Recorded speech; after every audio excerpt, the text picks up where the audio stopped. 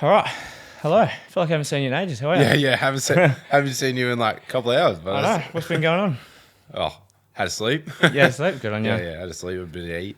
Good shoot this morning. Oh yeah, for sure. Yeah, it's going to look real good. Yeah. It was fun. It was like getting up early in the morning. I love getting up early in the morning. So Yeah, like we were done by 6:30 or something. yeah. Yeah. Like the sun just come up and then we're like, cool, wrap it up. Yeah. Yeah, it was mean. I like being in the dark in the morning anyway. Yeah, you feel like you've had a productive day once you've gotten up early. Yeah, ticked a being few up boxes. earlier than everyone else. Yeah, and then you get some work done and you're kind of like, oh, maybe I can chill a little bit in the arvo or do whatever. Yeah, for sure. Yeah, mad. Well, thanks for inviting me to your house. Big thanks to Kerry for letting us take over your house. If you saw the amount of gear that's here, She probably we've freaked. totally rearranged this whole place. We should take some Yeah. set up photos for her. She'd freak out. Yeah. There was dust on that shelf, by the way, Kerry. No, don't mention that. Don't mention that. She'll come for you. She'll come for you. Cut that out. That's Yeah. Anyway, dude, so thanks for sitting down for the podcast. No, pleasure. Obviously, we're shooting a documentary for you at the moment. Yeah, a lot of this podcast will be in the documentary. Yeah, for sure. But we're here to get to know you. Yeah, pretty much. Yeah, pretty much, man. So, yeah, I mean, tell us about what do you like to do outside of basketball? Obviously, you're a basketball player, and we're going to get right into it. What do you like to do outside of basketball? I spend a lot of time with family.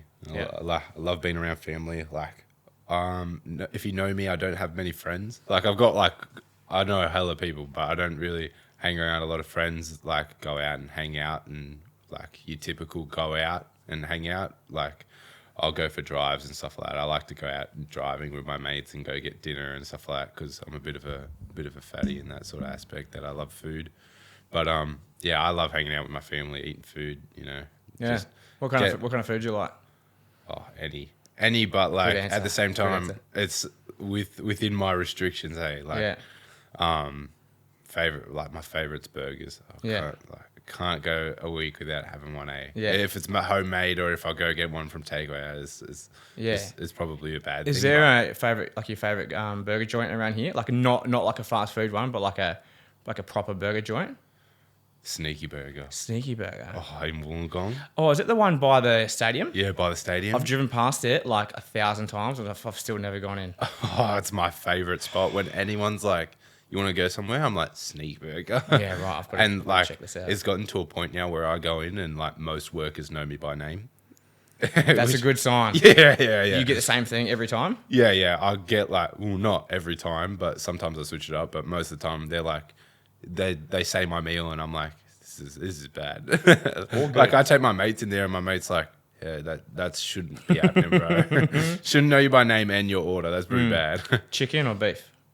Beef. Or do you mix it up? Oh, I mix it up, but I eat a lot more chicken normally, but there it's beef. Yeah. Yeah. Hectic. You can't beat a good beef burger. Yeah. Are they like American style where it's just like meat, cheese, bacon, or is it like more like, with like lettuce, tomato, onion? Well, they have a bit of both. So I get like, it's called like this Pineapple Express, and it's like, so it's like meat, bacon, cheese, pineapples, crunchy peanut butter, and then it's got like another layer of maple bacon on the bottom, and then it's like barbecue sauce, and then their signature sauce. So good. And then I have like a big serving of like halloumi chips and stuff like that because I love halloumi. Yeah. You can't go wrong with halloumi. So Nah. but yeah, that I like other than that, hanging out with friends and eating food, not much else. Hey, I'm always traveling and always busy. I like to do that. I like to hang out where I can and get family time in. So Yep. yeah, for sure. So tell us about basketball in terms of like your schedule. What does a sort of average week look like for you? Normally, like my weekends are normally like when I relax. Like it's normally Sunday is where I relax and prepare myself for the next week. Is like because I don't have too much on, but it'll change very soon because of the season's starting to come in. But right now we're still kind of in that off season. We're changing into the on season, but we're still kind of in that off season. Mondays are normally like my game times. Like I normally have a game later in the day, and I'll have training early in the morning because I normally switch it up. Like each week, I normally put in trainings for myself, but Monday it might be training and then game. Tuesday I have my physio in the morning, and then that's kind of when the afternoon to recover and build for the next couple of days. Wednesday is like my work and admin, like because I have my own business as well. I kind of do work in between of that and try and catch up on some things. And then early Thursday morning I have training with my private coach Joe, and then I'll hit the gym on Wednesday too. Normally, I probably left that out, but I'll probably hit the gym on Wednesday too. Thursday I'll probably hit the gym as well. Friday I'll probably try and get a workout in somewhere. And at the moment, I'm starting up training with a team I'll tell you about later. But I just joined a team, and I'll be starting training with regularly on Fridays from now on with them. And then Saturdays is I train kids on Saturdays normally, and get a little bit of work in myself, and weights and basketball. I kind of choose where I work out there, but yeah, I normally train some kids on Saturdays as well. And then Sunday is just like my reset, laundry room, house, help my mum out, hang out with everyone. That's normally like my reset day. So you're a little bit busy. Oh yeah. And you know what? That's not even with add-ons. Like yeah, a lot that's of the just time, like a standard week, and that's it ramps just up like from there. What I tell people, sort of thing. And Because there's everything else in between. yeah, everything else in between with like my own schedule, but like with my mum's too, and because I try and help out my family as much as I can, especially like now, like my little brother, he's going into high school, so preparing him for that is crazy too. So like we're doing everything we can and hanging out with him and getting him done, helping out with my mum where I can. Obviously, it gets busy and you're like barely have time for anything, but at the same time, there could be weeks where we have a bunch of time. So plus, you got a girlfriend as well. Yeah, I know. Yeah. Wow. So you said you got a business. What's the business? So I have my own clothing business. So I sell like t-shirts, shorts, pants, jumpers of my own.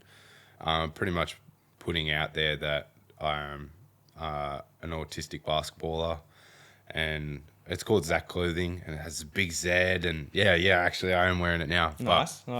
Yeah. Good to represent. Yeah, I have to. But yeah, it's cool. I love having it, and I love being able to share what I stand for. So yep, and it's a bit of a family business too, right? Like it seems yeah, like it's yeah, a bit of it's not just run by me. Deck. It's an all hands on deck type thing. Yeah, well, my mum goes by Mummager, so because she's my mum manager. Yep. Yeah, so my Mummager, and then my dad just helps me out with computer work, because anyone who knows me, I'm horrible with technology. Like I think I know a lot more than what I do, and I definitely don't.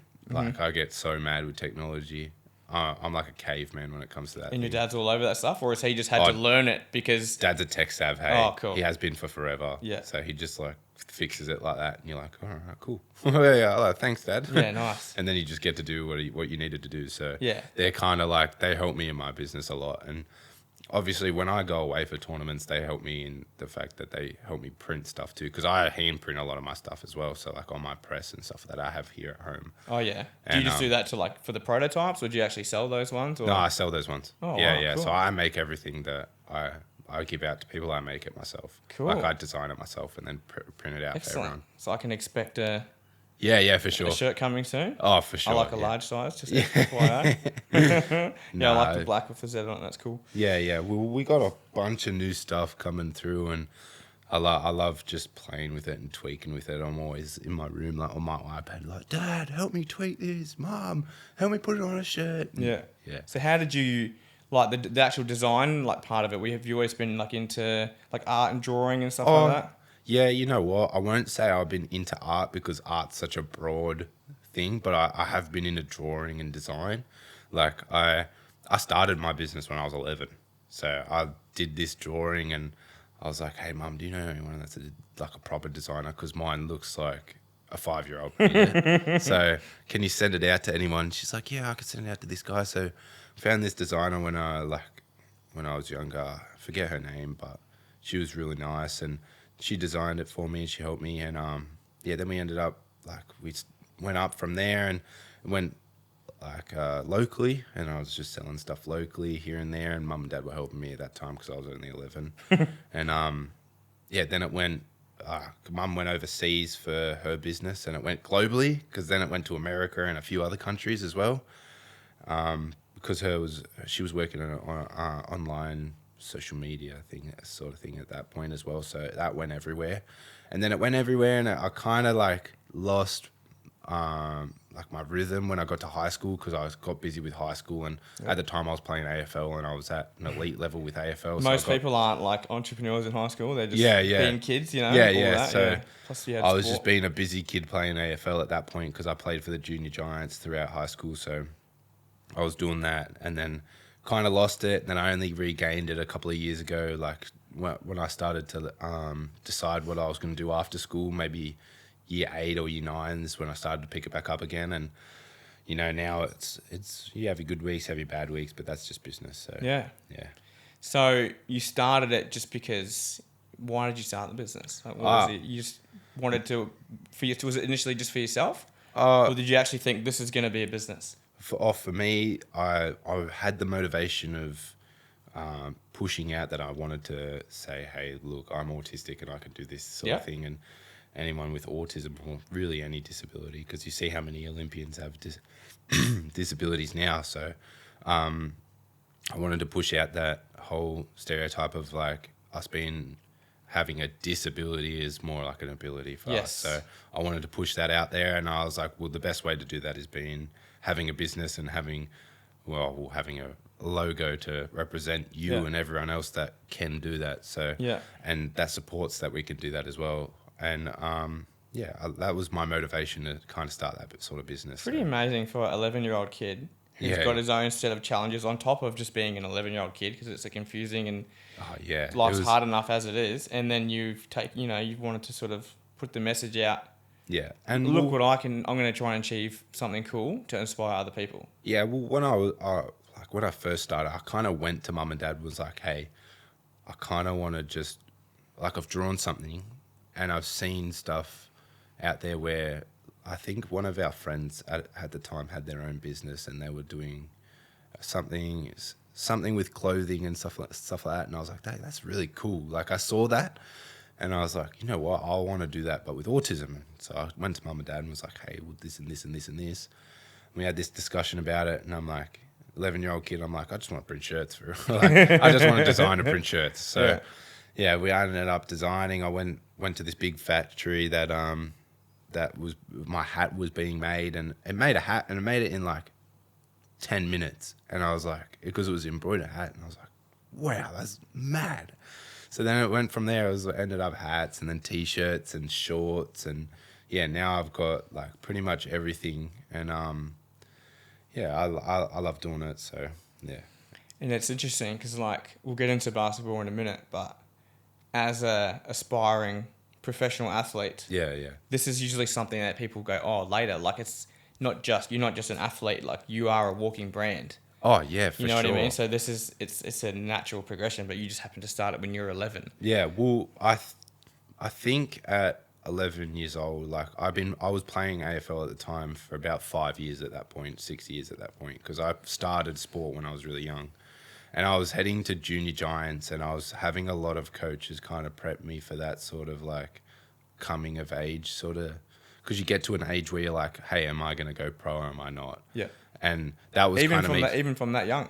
Oh yeah, thinking about professional sport. They prepare you for when you get older. Yeah. So because I was playing I was like 11 playing in like 14s, and because it's normally you're in under 12s at that point, but I'm playing up because not to toot my own horn, but I was good. Like I was good. Of course you are. If you're 11 and you're playing up into 15s, and we like they talk about that stuff even when you're under like you're 14, 13. Maybe as low as what I was, but they say, well, where do you want to play? What do you want to do? Do you want to do AFL for forever, or do you want to do something else? Because that's the sort of thing that they prepare you for. They're like, okay, well, the kids that say, no, I'm thinking about another job, or we love AFL and we want to play, or are we playing for fun, or are we playing to that point where we want to take it serious at that point now? So And I was at that, was at that age where I watched so many athletes growing up, like all the professional AFLs and the NRLs and all that sort of thing. And I kind of thought, like, I had mum and dad, and my mum and dad have been in the fitness industry for as long as I can remember. And they were always been hard but fair on me in that aspect. And I kind of wanted to know what I wanted to do after or before as well. So, like, if I didn't make football, because it was all AFL at that time. Yeah. And if I didn't make football, what was I going to do? And if I made football and played a 10, 12-year career, what was I going to do after football? Yeah. And then kind of went through 12 and 13, and I was an AFL player. That was it. Like, I was in the Giants, and so my uncle is like a really, really big sponsor for the Giants. And he was like, yeah, like, we could, like, pro is on the table for you. Are you thinking about it? And, you know, like, of course, like, I want to do that. And at the time, that was it. It was AFL, and then it was something afterwards. And I loved drawing and designing at that point. So that's what I kind of wanted to put into that afterwards anyway. Mm-hmm. So then when the business started up, that was like, okay, well, I can do that while I'm playing football. It's amazing to have that level of, like, I'm thinking about professional sport, but also, like, you know, afterwards, like, that's very mature thinking that most adults don't even, like, think about these days. So that's pretty awesome. I mean, it makes incredible sense, but most people, let alone a young man, don't normally think like that. Well, I was in year 9. Sounds bad to say, it was almost 2 years ago now. I feel that makes me feel weird saying that, but I was in, like, year 9, like late year 9, about 2 years ago now, going towards year 10, and I'm like, I'm doing year 10 and I'm done. I don't like school. I'm not great at it. I love my friends. I love seeing my friends every day, and we'd go and play basketball on the basketball court every day, but I don't like school. I don't like coming here. I'm not good at it. Like, I was so bad at grades and all that sort of thing. Like, I'm smart, and I know I'm smart, and I used to finish all my work before anyone else when I was in the class. But as soon as it come to test, everyone would ace me compared to what I would do, because I got nervous. Yeah. I had my autism moment, and then a test that would take 30 minutes took me an hour plus overtime into my lunchtime, and then I got freaked out and then got everything wrong, and then it was just my name ticked off, you know what I mean? Yeah. But so then I was smart enough to be in all the smart classes, but I was in the lower classes because of my grades, pretty much. So that's what led me to the decision of saying, hey, I want to play sport, and that's where I got to think about if I don't make sport, because a lot of people go into sport and they're like, oh, sport and sport only, and then you get to the sport and then you retire, and then you're like, oh, what do I do? Or you get injured suddenly and you're like, oh, what do I do? Or even the opposite, like, what say you go into sport and you make it and you start making a heap of money, and you've never actually thought, what should I do with it? Yeah, what should I do with it? And then you see the guys that spend it on ridiculous things. Yeah, right. So and for me, that's where I brought it back up again, was my transition through AFL to basketball. I'll talk about that soon. But my transition through to that was, I had the business to where if I didn't make it in either, because at the time transitioning through AFL to basketball was more what happened in between there. But when I did fully convert to basketball, it was like, okay, well, I love basketball already. It was like a year, and I was saying to Mum, I'm like, I'm going pro. My mum was like, you're being ridiculous. She's like, you're being ridiculous. And I'm like, Mum, I'm going pro. And I think because it was right before COVID that I started playing. And right after COVID, I started playing. And we're like going through this season, and I'm training, and you know what, it was first year picking up a basketball, and I started in that Christmas, and by the next Christmas I was like, Mum, I'm going pro. And she's like, no, you're not. She's like, you're playing for fun, doing this, just have fun. You can have a private coach, but it's just for fun. Like, you're going out of sport now. And I'm like, no, I'm going pro. I'm going pro. And my dad's like, well, you know what? If you think that, then you try it. And then my mum's like, you can try it. and I believe in you because I know what you like, but I don't think you're going pro.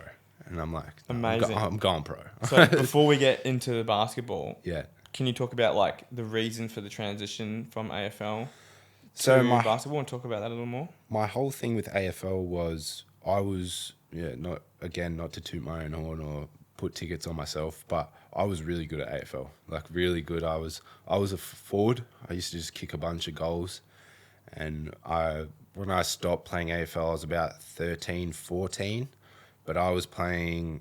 I think I was playing under 14s, under 16s, and 18s on a weekend.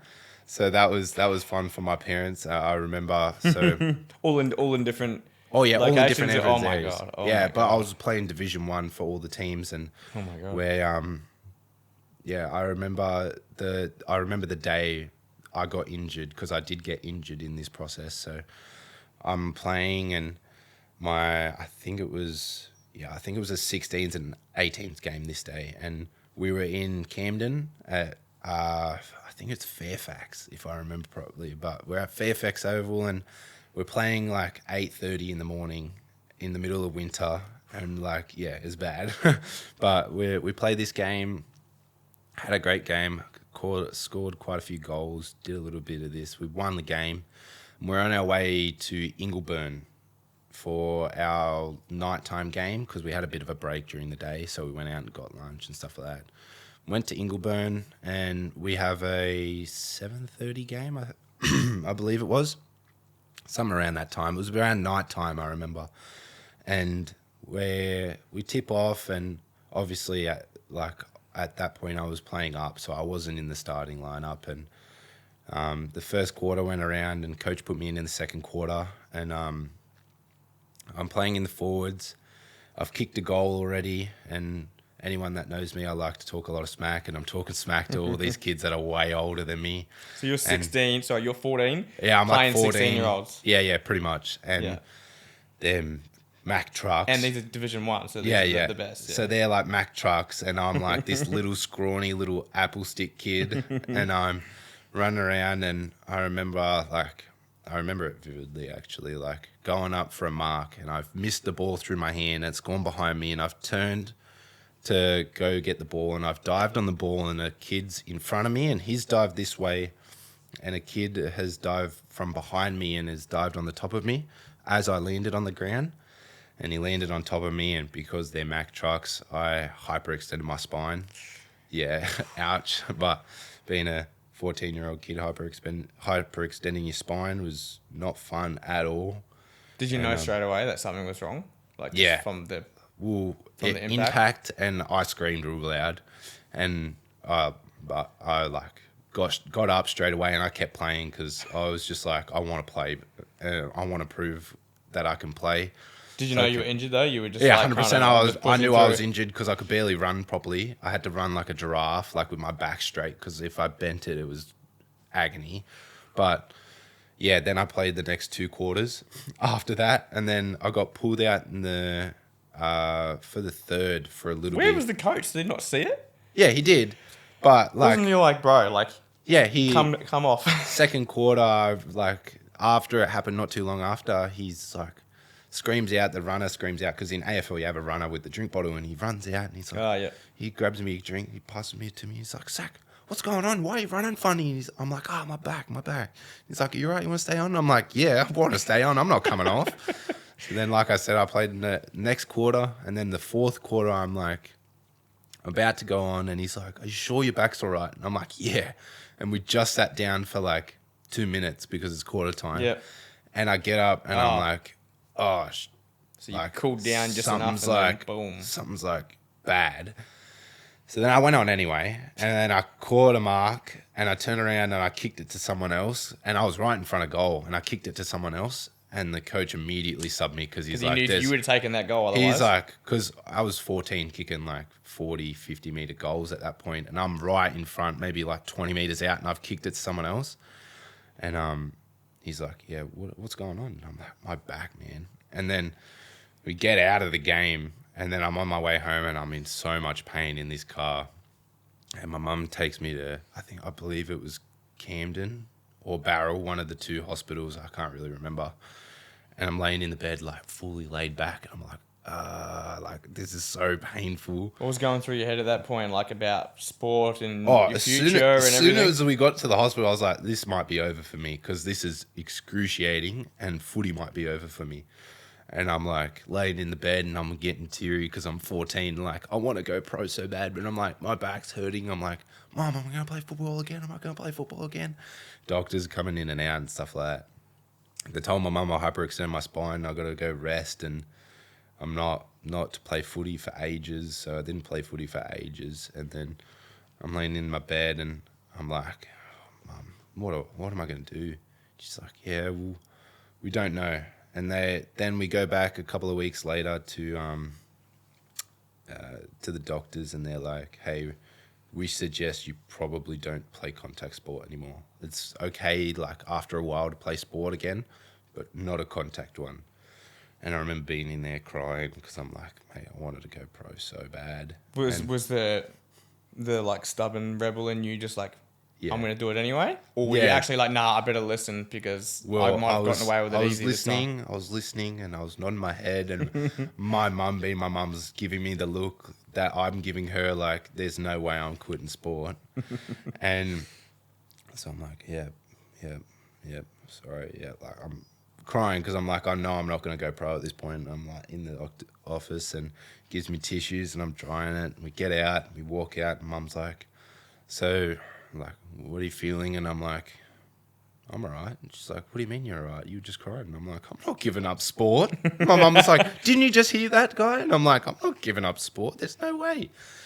So then she was like, well, you can try. You can go back and try. But if anything gets injured again... then at this point, was she thinking back to AFL? Yeah. So we're thinking back to AFL because there was no way I'm giving up AFL that easily. Like, wow, it's a spine. It's who cares? I can get another one. Injury. But, so we went back and it kind of changed the way I play footy. It was very hard to learn how to run again because I pretty much had to learn how to run again because I had a certain running style and obviously I wasn't fast. They called me Baby Giraffe. Before the injury? Yeah, because I was so bad at running. I used to be so slow and tall and lanky.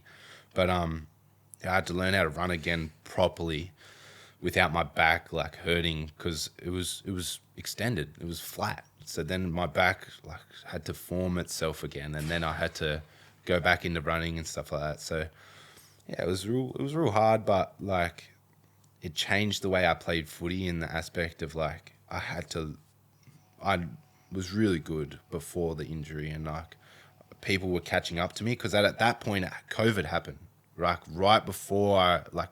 after I got injured. COVID was starting. Mm-hmm.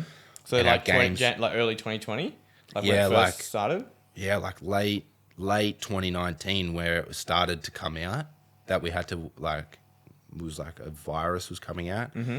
and then trainings was cancelled and games was cancelled, and I was like, man, like, what can I do? Like, kids are catching up to me because I've been injured, and then this has happened, and then we go back to training 6 weeks later, and this kid looks massive compared to what he was 6 weeks ago, and I still look the same weight, size, and everything. How much of that, do you reckon, was in your head versus the actual reality of these guys looking different? Because you would have been like very susceptible to like... Oh yeah, it was 100%. It was a mindset both, thing. Yeah. It was both as well because there was definitely like quite a few kids that took the time that was like, okay, we got to stay inside for 6 weeks. Let's work out because they were taking it seriously at that point. Yeah, there was a couple of kids that were like me that were just like, let's play video games because that's what I was like. I was like, well, I can't train because I'm not meant to be playing footy still, so I'm just gonna play video games. Yeah.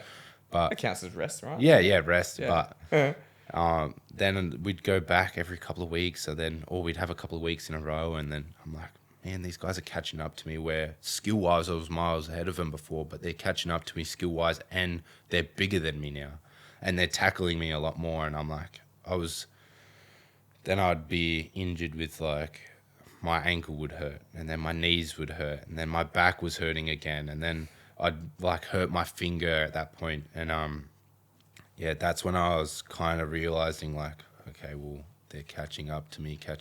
Then COVID happened.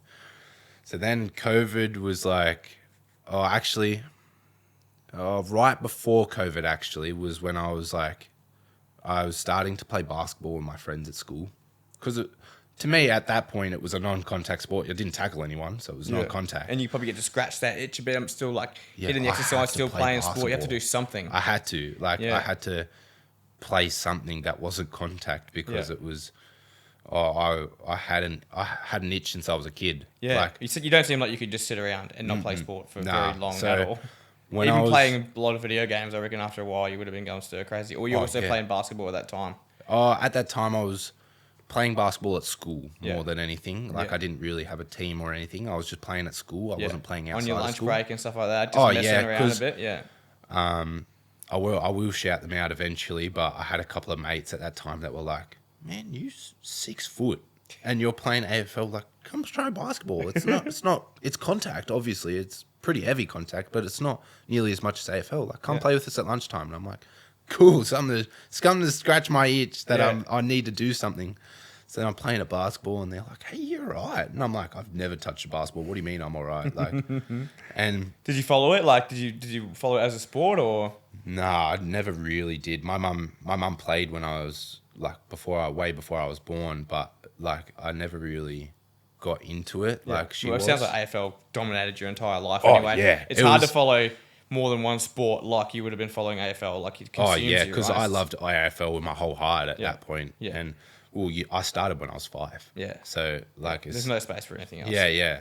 And so I'm loving AFL, and then playing at lunchtime, playing basketball at lunchtime and stuff like that, and getting to like it a little bit more, playing with more friends and trying to get better. And I'm like, man, a layup, what's a layup? And I was like, all right, this. And then I grew a little bit, and I had a massive growth spurt at that point too. So I was in year 7, and I was 5'3" in year 7. And I came around year 8, and I was 6 foot.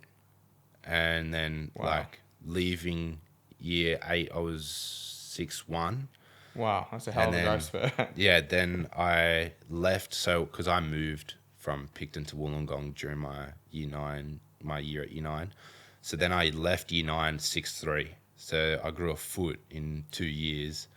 And then that's insane. Yeah, and before my year 7, I was only just on 5'1". I was quite in that middle range, and then I just grew from year 6 to year 7. I was 5'3", and then kept growing and growing and growing. And at that point, right before COVID happened, then COVID happened, and we're playing basketball where we were allowed to, and I'm training AFL at the same time, and I'm starting to not lose love for AFL, but because I still love it with my whole heart to this day, but more realize that, hey, this is sort of I love AFL and I love basketball at this point now, because I was about 5 months into COVID when we started to get the lockdowns and stuff like that. Was when I started to love basketball, and I loved AFL, but it was kind of losing me a little bit. You said it was different, right? Because you had to play differently. And I had to play differently, and I was taller than everyone else, but not nearly weighing as everyone else.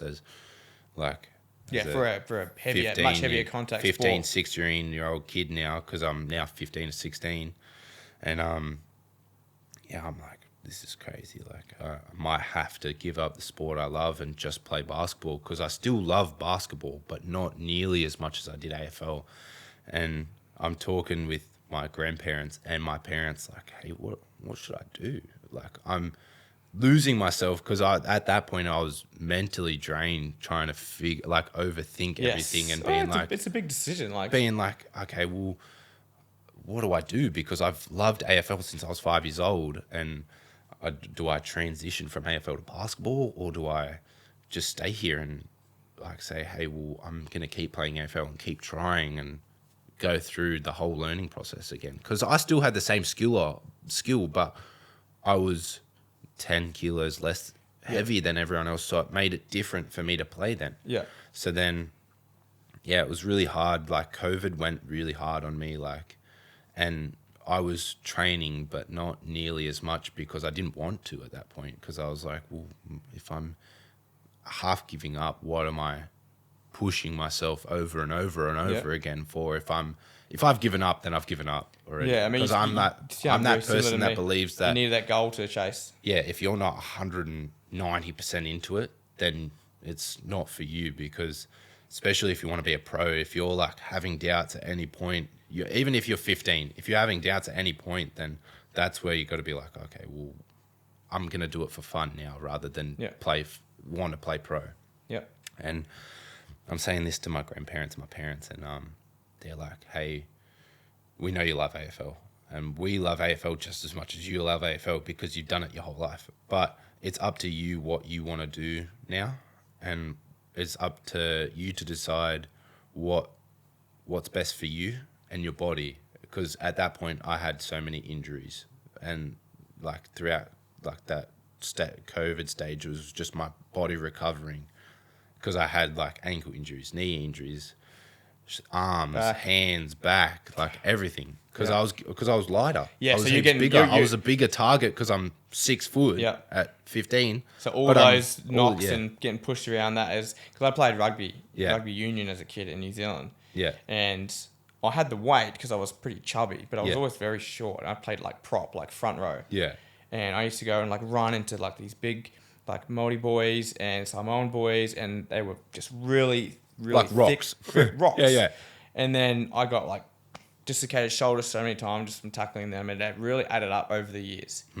So at some point you're like, that's where I had to be. I was like deciding whether to keep going and possibly mess myself up for life, or for something that could niggle for life, like a knee injury or something like that, or decide something else and kind of play it for fun. And then my family were like, okay, well, it's going to be really hard transitioning out of AFL because you've done it your whole life and you've been training your whole life to play professional AFL. And I'm like, okay, well, cool. Then it was the next, because COVID lockdowns happened for 2 years, right? So pretty much 2 years. Off and on, yeah. So that first 6 months was deciding what to do. And then like the slowing down a bit, like coming towards the end of 2020 was when I was like, okay, well, I'm just playing basketball now for fun. So then I'm playing at school, and it's starting to come back where we're allowed to play outdoors now and play with go into leisure settings now. Yeah, because up until then it was still very restricted. It was very restricted within that middle couple of months of deciding not to play football. It was like really like no mask, no leave your house sort of thing. Yeah. And then it started to ease off towards like that Christmas time. And then my friend, we were going back to school, and we were playing at lunchtime. My mate was like, oh, Friday night's open back up. I'm like, Friday night? What do you mean Friday night? Well, are we going out somewhere? What are you doing? And he's like, no, Friday night's social comp at basketball at the leisure centre in Picton. And I was still living at Picton at the time. And I'm like, really? It's a social comp? And he's like, yeah, you got to come down and play. I'm like, all right, cool. And I remember it because this is a Thursday. I'm like, Mum, I'll go home. I'm like, run in the door, and I'm dropping my bag, and I'm like, because it's a chance to play sport with other people. Yeah. And I'm like, Mum, there's got a social night basketball comp. You pay $5 to get in, blah, blah, blah, blah, blah. And she's like, whoa, slow down. Social comp, where, when, why, how, why? You know what my mum's like, got to be like everything, here. All the information. So I'm telling her $5, local leisure centre. Wollondilly Razorbacks host it. And she's like, okay, cool, well, I'll take you down. And I'm taken down, and I'm like in my joggers, and I've got no idea what the rules are and all the sorts of things. And I meet all my mates there, and they got basketball shoes because they've been playing for a while at that point. And then we go down, we play the Friday night social com, and I get approached by a coach who was like managing the night. And he said, have you ever thought about playing in a rep team? And my mum was like, a rep team? Like a representative team? And he's like, yeah, like, would you guys be interested in playing in a rep team? And I was like, yeah. Like, I'm a rep team? Yeah. Like, I just got out of AFL, and clearly I'm still crushed by it, but like, I would love to play Hell yeah. a different sport. Like, because this is what I'm allowed to do. Yeah. The doctor didn't have no red light on this, so I'm going to go green light on this. 100%. And then my mum was like, don't get too eager, but yeah, okay. And then he's like, okay, well, trials are next Sunday. And then we get home and I'm like, Dad, I got asked to go to the rep trials. And he laughed hysterically at me. It's like rep trials for basketball. It's like they called you baby giraffe at football. What do you mean? How are you coordinated enough for basketball? So then that week passes and everyone's laughing at me. My nan, my pop, my dad, my mum. My dad went around for a couple of days like, basketball. Like walking around the house, like looking at me like, basketball trials, come on now. You're obviously a big, it's not just you within your household that bled AFL, it was your whole family. Yeah, we bled orange and grey. You crossed over to the dark side. Yeah, like the giant, GWS Giants, like those colours, we bled those colours. So it was, it was hard for half of my dad to be like, basketball trials, you won't make the team. He's like, what are you doing? It's like, just play for fun. Did that fuel you a little bit?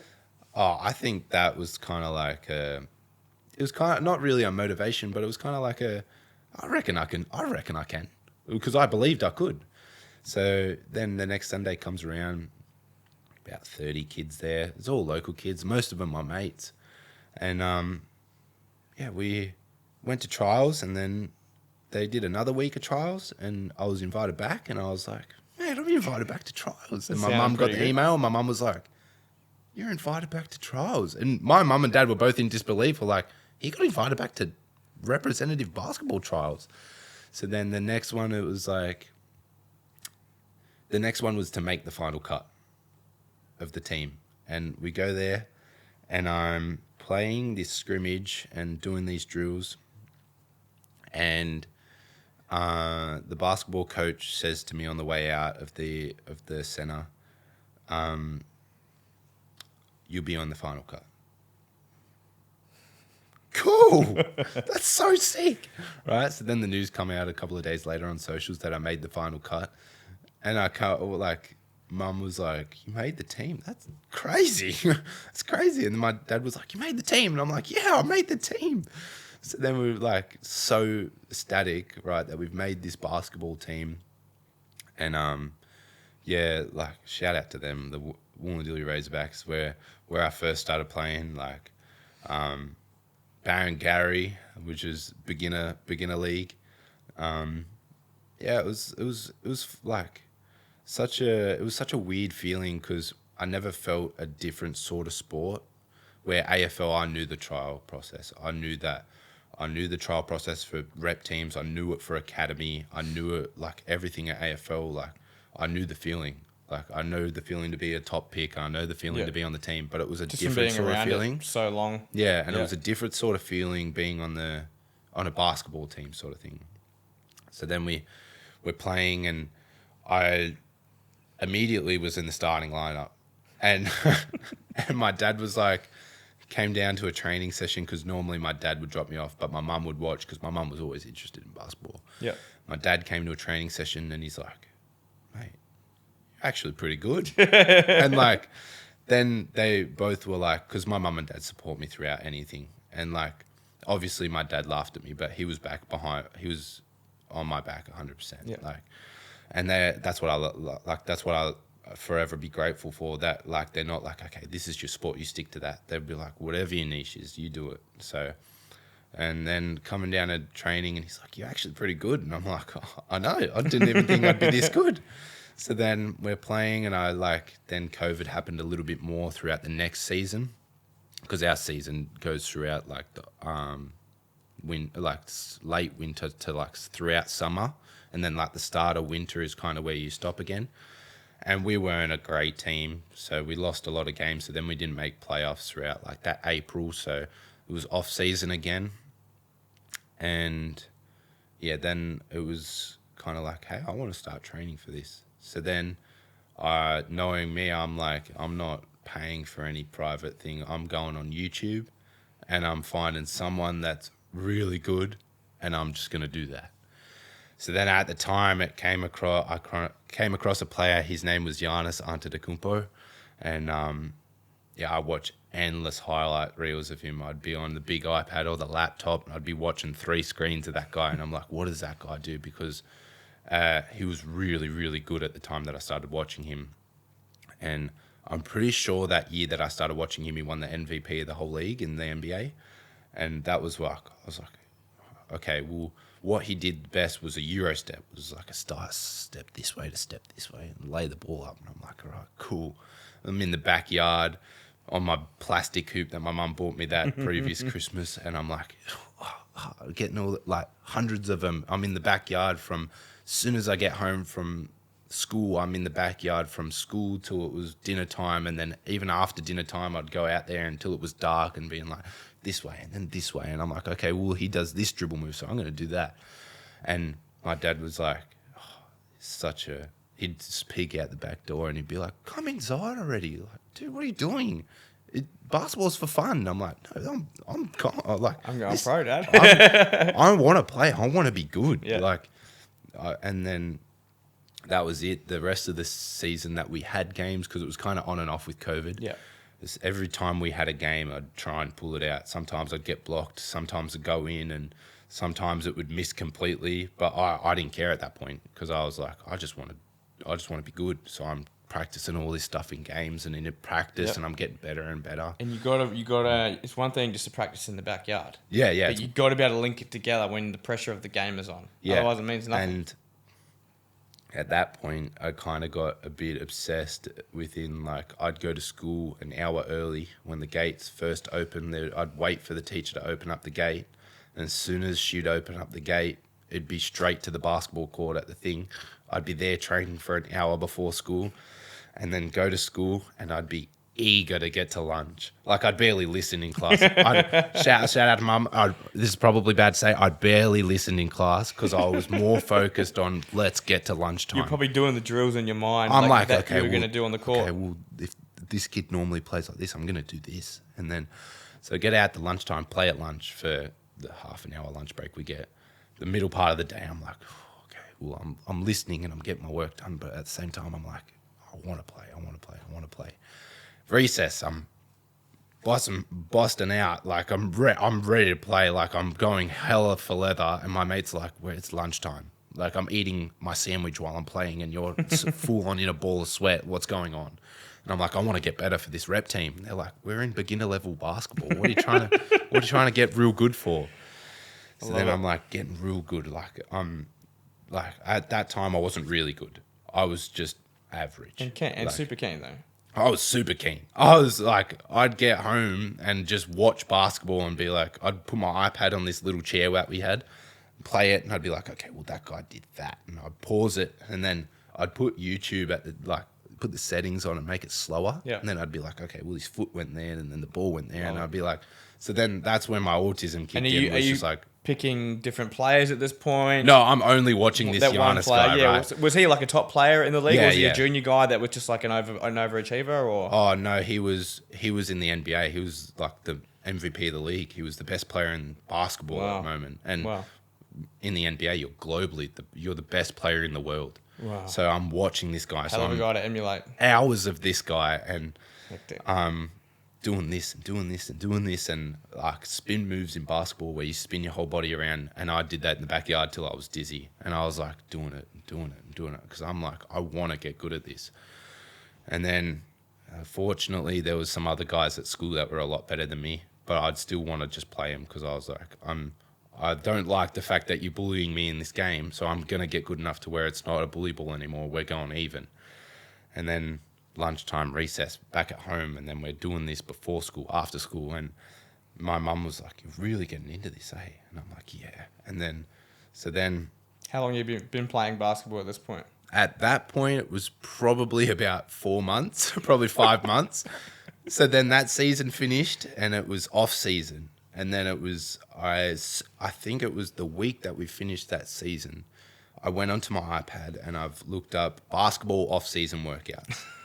And I've gone on my iPad and saved like 20 videos on YouTube, and I'm scrolling, just like going through these videos, and they're like, okay, you train like this to train like this. And I'm like, this is sick. So then that happened, and it's about, I think it's 2021 at that point, and it's like coming towards the end of 2021. And for Christmas, it was actually my birthday. coming close to my birthday, I'm like, I need a pair of shoes. Like, I had a pair of shoes at that point for basketball, and I'm like, I need a new pair of shoes. And I'm like shopping, as well as watching basketball, as well as watching this Giannis guy as well. I'm like shopping for shoes. I'm like sending it to my mum. I'm like, all these guys in the NBA, Nike Elite socks. I sent mum like 90 pairs of Nike Elite socks. I'm like, this guy's got a glass backboard rim in his backyard. Sent that to mum. I'm like, all right, well, that's got LeBron James got his own basketball. All right, cool. Send that to mum. So then that birthday / like, because my birthday's in October. That was a wish list, obviously. Yeah, so the list was about this big. And then my birthday came around. I got quite a lot of it for my birthday. And then like a couple months later, it was Christmas. So I got a lot of it for Christmas too. So then I honestly, if I'm being honest, by that time, I looked like the kid with all the gear and no idea, because I had all these arm sleeves, leg sleeves, and all these Nike socks and this headband, and I'm like, I'm pro. Basketball has a lot of really great gear. Yeah, it really does. And I don't play basketball or watch basketball, but even I know, like the shoes and the socks and the shorts and the basketball. There's so much really nice gear. Like I love fishing as my thing. I love all the gear. Love camera gear too, as you can tell. Yeah. But I can appreciate how if you really loved it, like that would be so nice to have those things. As soon as I got it, it was like the restart of AFL. Because like when I was playing AFL, every year that I got something or I got something new just out at the mall for AFL, it was like a buzz feeling. Like, I get to try this, I get to play this. Yeah. And it was like a new feeling because it wasn't AFL, it was basketball. And at that point, my dad was like, "Are you sure you don't want to play AFL?" And I'm like, "That's your sale, Dad." And he's like, "All right, well, I'll support you through basketball, but are you sure?" And like for the next so from when I fully gave it up for like the next year, it was like, "Are you sure you don't want to play AFL?" And I'm like, "No, Dad." I'm like, "I'm all right. I'll play basketball." So then the next season came along, and I was playing, and I was playing at that point, I was playing at a pretty high level from all that I was doing. And I was trialing, I shot for the Stars at a trial in the just before the season ended actually. I went to a New South Wales state trial, and I was definitely not ready for a state trial, but I went because I was like, I want to see where I'm at. Yeah. Because a lot of people don't go because they're like, all right, well, I'm not good enough. And I'm like, no, I don't care how good I am or how bad I am. I'm going to see where I'm at. And it was not nearly the level that I was at, but I was still pretty good. And I went to trials, and obviously I didn't get humiliated, but I was in that average where they're like, they shouldn't be on the team, but they're almost there sort of thing. Yeah, they've got some talent. Yeah. And maybe just need a bit more time. Yeah, and just a bit more time, a bit more development sort of thing. And so that happened, and then trials came around later that year for rep teams again. And I was like, beginner level league, I don't want to do that again. I'm going for the Stars. I'm going Division 2, Division 1, and I'm trying out for good teams. So I went to the Hawks, the Illawarra Hawks. Like they're pretty well, like they're really well known in the area for being good, and still at like Picton at this point, and then we're like transitioning to moving to Wollongong at this point. Like in that stage where I'm moving from year 9 to year 10, I moved from Picton to Wollongong. So we're like, it's right at that December time that they start trials too. So I'm trialing for Illawarra Hawks. And I've made the first cut because they have 3 cuts and then they have the final team. So I've made the first cut, made the second cut, and I was like, I'm close. Hey, I'm like, I might be playing Division 1 or 2 basketball after this. And then I made the third cut, and it was like the top 40 kids or something in the whole area. And there was 180 kids that were there. And I was like, wow. Okay, I'm good. Like, is that where you thought you were at, or did you surprise I thought yourself? I was in the 170. Like when I got there, I thought I was 170 worthy, but clearly I had more because there was with basketball, with sport, I always had this confidence about me, and I wanted to show that I'm good at sport, and that's what I feel comfortable in. And everyday life, if anyone knows me, I'm walking around the shopping centre with a hood on and headphones on because I do not like talking to people, looking at people, or anything like that. But in basketball, no one's got as much confidence as I do. So, so then we're trialing. I made top 40, and then unfortunately I got cut after that. But then that's a massive win in itself, though. Yeah. Like, so you then have to walk away from that feeling pretty good. Yeah. So I didn't plan to go any other trials, and I was like, that's sick for me. I felt good in myself that I knew that I made top 40 at that point. And I get a call from my really good coach, Steve Barsicki, and he had my back throughout the whole Barrengarry season. And he was telling me, like, if you keep working, you've got the work ethic and the natural talent and build for basketball. If you keep working, you'll be really good. And what's his history like? He's been around basketball for a long time? Yeah, he's been around basketball his whole life. And he's been a coach for forever too. So he knows what he's talking about. And that's why I fell under his wing at that Razorback season. And I get a call from him, and I believe it's his uncle owns a different rep team, or is a part of the organization. And they're called the Moss Vale Magic. And he gives me a call, and he's like, hey, I know you're really disappointed about Illawarra, and I know that you missed out on multiple other teams for trials because they have a certain cut. Mm-hmm. So, like, if you don't go to the first trial, you can't go to the rest of them. And he's like, yeah, I know you've missed out a lot of them, but Division 2 are looking for a player or two to come and trial with them. So they've already made the team, but they're wanting another one or two guys. Like, can you make this trial? And this was like 2 days later. And I'm like, yeah, I'm looking at my mum because we're in the car, and I'm like, please, like, Mum, let me go. And my mum's like, yeah, okay, we'll see what we can do. We go to this training session because it's a training session for the team because the team's already been made. But we go to this Division 2 training session. Well, they're essentially looking for like a bench player. They're like a development player. Yeah. Someone who rides the bench and develops at practice and eventually will get onto the bench and then eventually will become a starter. Yeah. So I'm like, okay, D2 spot, and I'm a development player. I'm stoked that I could even have an opportunity at that. So then we're driving to this stadium in Moss Vale, and we're sort of in Wollongong at that point. We were currently living in Thirroul, like moving into a house at Thirroul. So then I'm like, we drove to Moss Vale, and I'm like, these kids look good.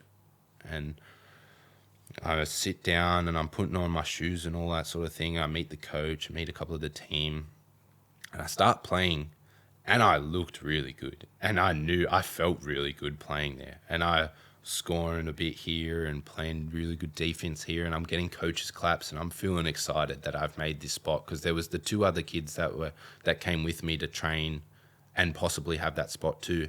I'm like, I've got a good feeling that I've made this.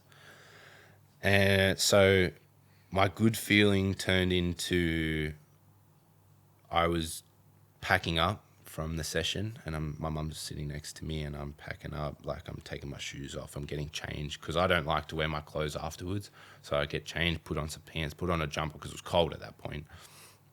And the coach comes over to me and he goes, so I've made a call. In next week, you won't be training with us, you'll be training with Division 1.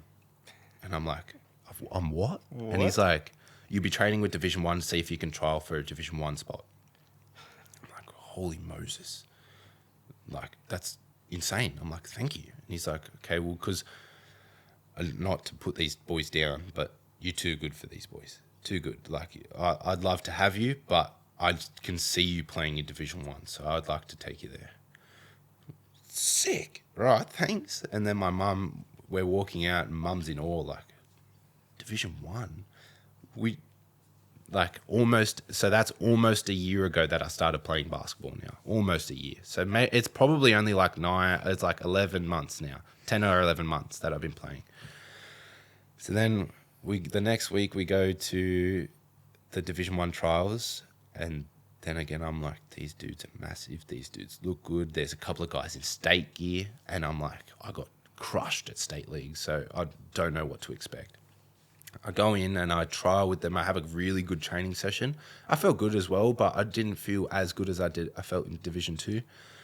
And the coach of Division 1 comes up to me and he goes, I can see that you work really hard, and I like your talk, I like your speech, and you're a good player, so we've got a spot for you on our bench. And I went for a development spot, and I was like, a bench, okay, that's amazing. And he's like, maybe even a starter.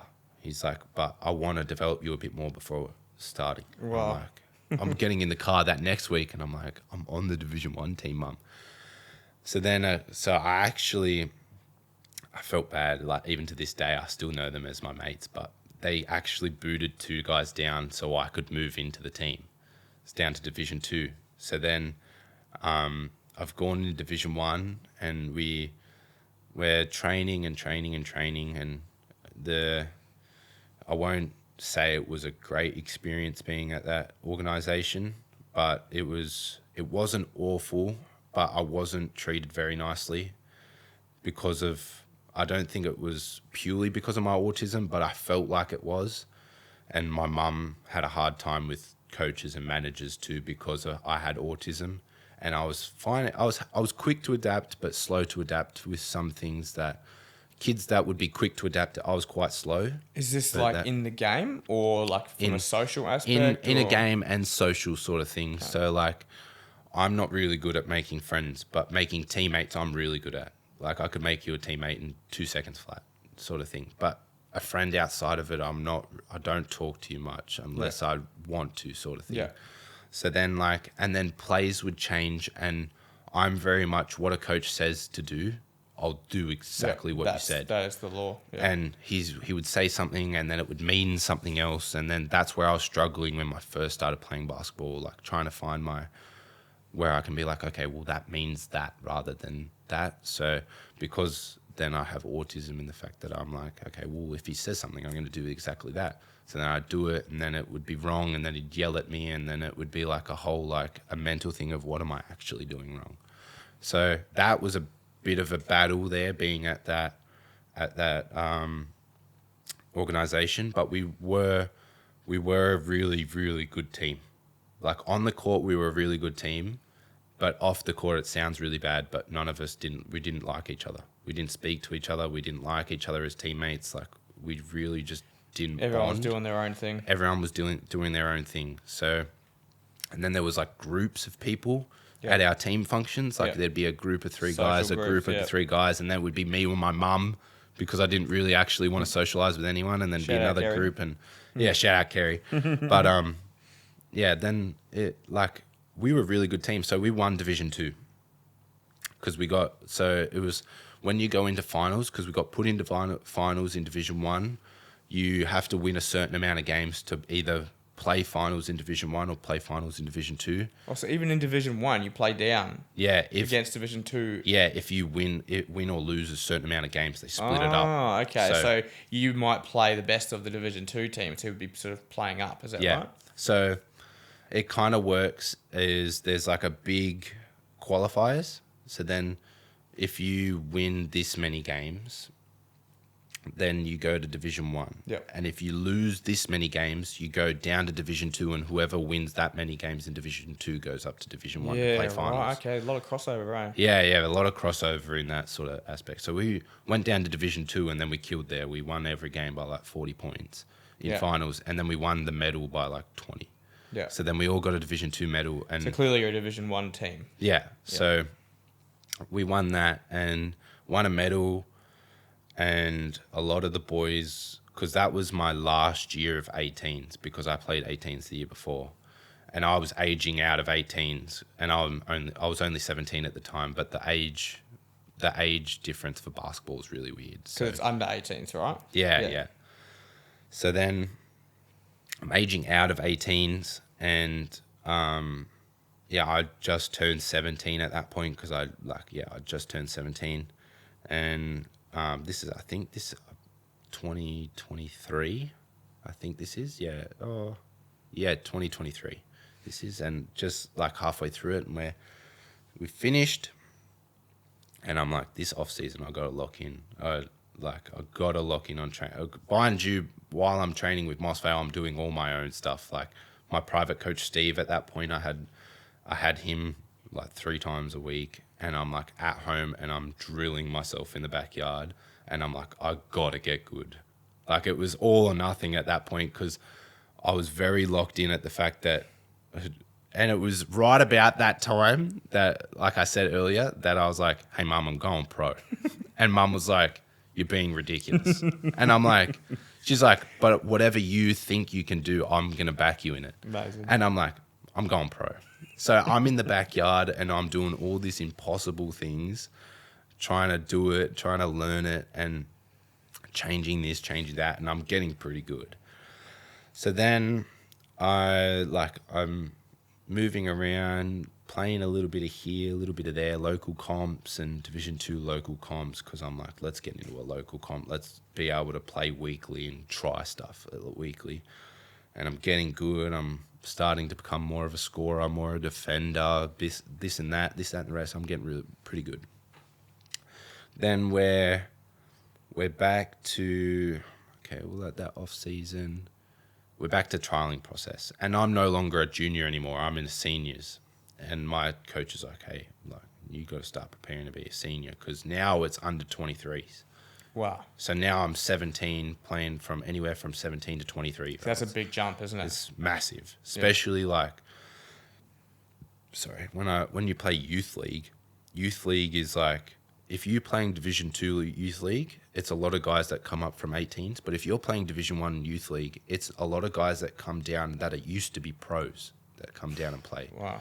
So they're like 21, 22-year-old pros that are playing in Division 1. So I'm like, great, this is fun. I don't really want to be in like a youth where I'm like going up against 23-year-olds. Like I'm 17, I'm 6'4", and I'm like I was heaps skinnier than what I am now at this point. I'm still quite skinny, but I was really skinny, and but I know I'm good. I've always had a thing of like, if you're good, know that you're good, and if you're shit, then you got to know that you're shit. Mm-hmm. That's when I'm like, I'm good, and I know that I'm good, but I want to be heaps better than what I am. Like, there's no way I'm sitting where I am at. So I'm training really hard, gets the trials. I go to these trials, and this was for Keenan Valley Wildfire. And like, I went there and I had a pretty good trial. I was a bit in between really good and pretty good. Like, it was just a pretty good trial process. And unfortunately, I didn't make the team. And then I was pretty bummed, because I thought I would have, and I thought I was good enough to. And then what happened there was, it was a bit of a coaching change, a bit of coaching within the organisation. Someone changed coaches. This happened. The manager changed, and then I got a call from Keenan Valley Wildfire, from the owner, like, of the whole thing, and he's like, "Hey, I'm coaching youth men's too, and I want you on my team." He's like, "I want you to play youth league with us, and like Division 2 youth league with us, and I want you in our local comp as well, and like, I want you to play with us." And I'm like, okay. At that point, I know I'm good. So then I turned it down. I said, no, I'm not going to be a second option. I'm not going to be hey, you're cut now, but then you can be picked later, because they're the guys that are like, they're second options. I'm not going to be a second option. I'm going to be who you pick first. I'm going to be who's in the starlight. My mum's like, don't be stupid, take the offer. And I'm like, because I'm sitting with my mum and dad while taking this call, and I'm like, no, sorry, I'm not taking it. So straight away, you knew straight away? Didn't have to think about it? No, I'm not being a second option. I want to be a first option, and only a first option. So then he's like, oh, okay, we'll come to local comp anyway. And I'm like, okay, cool. So I moved over to local comp, and I played my first game in front of him that wasn't trials. Played my first local comp in front of him, and I had a really good game. And I remember him coming over to me and my family and sitting next to me, and he's like, I want you on my team. Can you please come and play for my team? I'm asking you nicely, and I really want you on my team. I said, I'm not going to be a second option. I said, I'm not going to be picked first. If I want to be at a point where I go to trials and they say, that's my guy, no, we're going to cut him now and call him later. I'm not going to do that. He's like, but just please think about it. And my mum's like, tell him you'll think about it. Like, hit me, like, think about it. Don't say no, because this could be good for you. I'm like, all right. Like, thinking, no, I'm not doing this. So then we're on our way home, and then the chats where your dad looks in the rearview mirror and your mum turns around. Yep, feeling the pressure. Yeah, both barrels. It was one of them. It was one of them chats because Camden Valley Wildfires in Mount Annan, their arena. Well, at the time it was at Mount Annan, so we're driving to Thirroul from Mount Annan. It's like an hour drive, and this hour drive was about the longest hour drive I've ever had in my whole life. Talking about this and that, it could be good, but what do you think? And they're like, I'm like, I don't want to be a second option. I know I'm good, but I'm happy to wait an extra year to go back to trials and be really good and be a first option. And they're like, okay, well, you do you. Okay, you do you. And I'm like, that's it. I'm going to do that. And then they're like, but dude, you got to consider it.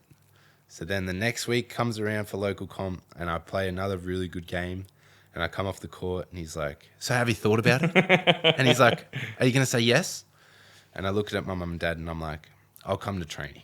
I'll come to training, and I'll have a training session, and I'll think about it. Really teasing this guy, like real baiting him. And I'm like, because I just I didn't feel right being the option that, like, I would be called later. Like, I didn't really want to be called later. I wanted to be the guy where they're like, he's on my list. So go to training session. I had a pretty good training session. It was a bit here and there. And he's like, so what do you think? Are you coming? Are you going to join the team? And I'm like, you know what? Let's do it. I'm going to join the team. What made you change your mind? It was me not playing sport for a year. Yeah. It was not playing sport, but not doing it in a team. In a team, not training. So because it's youth, they train 3 times a week or twice a week. Plus games on the weekend. And then, plus local comp, which I'm playing basketball 4 times a week at that point. And then if I didn't do that, it'd be training by myself at home because I didn't actually have plus local comp. That'd be it. That would be it. And I'm like, playing a game once a week and training by myself every other day, or do I train with them and develop? And because at that point I was told I was a development player. And then, so I took the spot, and that's kind of what changed me, and kind of was like, no, I'm not going to be a development player. If you're going to call me, I'm going to play, sort of thing. So then I'm working so hard, and I'm getting good to the point where I'm getting noticed by parents. I'm getting noticed by different people. They're like, okay, we'll come to this, come to that. You're good. Okay, you're good. And there's different scouts and stuff like that telling me that I'm good.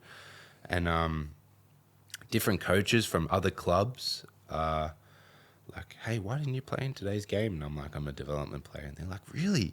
I'm like, that felt like the biggest compliment to me was going to those games and not playing. And then coaches that I've met before have been like, oh, you're not playing. And I'm like, nah, development player. They're like, really? And I'm like, yeah. Kind of like a, all right. Ooh. But good like catch. That's what it is. And I'm like, yeah. And then that motivated, those sort of comments motivated me more to be like, well, I'm going to work harder than anyone else on the team to get a spot, you know? So then I'm working, and that's about 2 months into the season, about 3 months. And again, it wasn't the greatest experience with that club or with that organization. Really wasn't. I was treated really nice, but at the same time, I was treated really, really nicely off the court. On the court, it was a different issue. I was treated pretty hefty, like pretty bad, and I was put down a lot, and I feel like I was undervalued, and then I was just a development player, and so even parents, like my mum was different parents on the team were like, hey, why isn't Izacc playing? Like, he's showing up at practice and he's looking really good. Like, he's playing with starters really nice and he's beating the bench. Like, why isn't he playing? He's like, my coach blamed it on mental toughness, which I think was a load of donkey. But yeah, it was like, he's not mentally ready. And I'm like, mentally ready? I work harder than anyone on this team and mentally ready. So that was a whole thing. And we're losing a lot, like to a point where we're getting into games and we're down by 40 with halftime. Wow. And I'm like, dude, just put me in. Yeah. Like, he wouldn't put me in. You had nothing to lose at that point, right? Yeah, nothing to lose. You're down by 40 at halftime. Wow. Unless you're some of the greatest to ever do it, you're not coming back from 40 from halftime, like going into the third quarter. Like, it's not happening. Just let me play. Yeah. So then, firmly against it. They're firmly against me playing. And then we had 3 people out injured, and I finally got a shot. And I think it was like within 6 minutes, I think I had 6 points, and he pulled me off straight away after I had 6 points. And I was like, what did I do wrong? And he's like, nothing. And I was like, so why did I get pulled off? And he's like, oh, you're a development player. You don't need that many minutes. I'm like, dude, I just got 6 points in like 6 minutes. Anyway, then that happened, and that was kind of my turning point to be like, I'm kind of losing love for this club. Like, I kind of want to get out of here rather than be here. And it took some lot of mental breaks. That it was like I'm overthinking basketball at this point. Like, it got to a point where I was ready to give up. And I was like, I told my mum I'm going pro. I promised my mum I was going pro. I said to her, I promise you I'm going pro. And this is my 3rd year of basketball, mind you. And I'm already in the mindset of like, I promised her I'm going pro. I'm going to do it. And then it got worse, less minutes, less time on the court, there was even a game where we were playing and I'm warming up and I got a tap on my shoulder from my coach and the manager. And he said, keep your gear on, but you can't sit on the bench today. What? Why? And he's like, well, the refs have said it that we've got too many people on the bench, blah, blah, blah. I reckon that was donkey too. But he said, you have to sit in the stands. So I was taken out of warm-ups and I couldn't even warm up with my team anymore. So I had to get all my stuff off the bench and I couldn't sit on the bench either. So I had to go and sit in the stands with my family.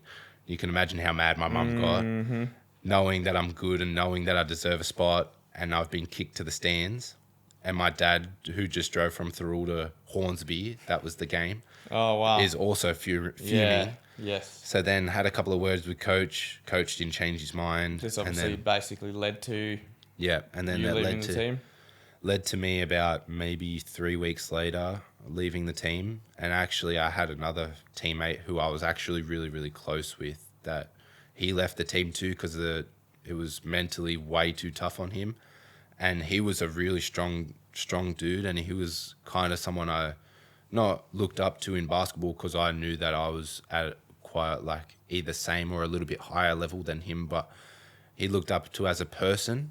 Like I've really like messed with his vibe, and like he was just such a good dude. And he left the team for mental reasons, and I was like, that's rough. If that's mental reasons, then I don't want to put myself any more of a hole than what I am and end up in his spot because he actually hasn't played basketball since. Yeah, right. So I'm like, no, I don't want to do that. So then I left the team early, and I'm, promoting my business, posting TikToks and social media about basketball, playing on the side because I still loved basketball with my whole heart at that point. It became my world, and I loved basketball. So I'm still playing.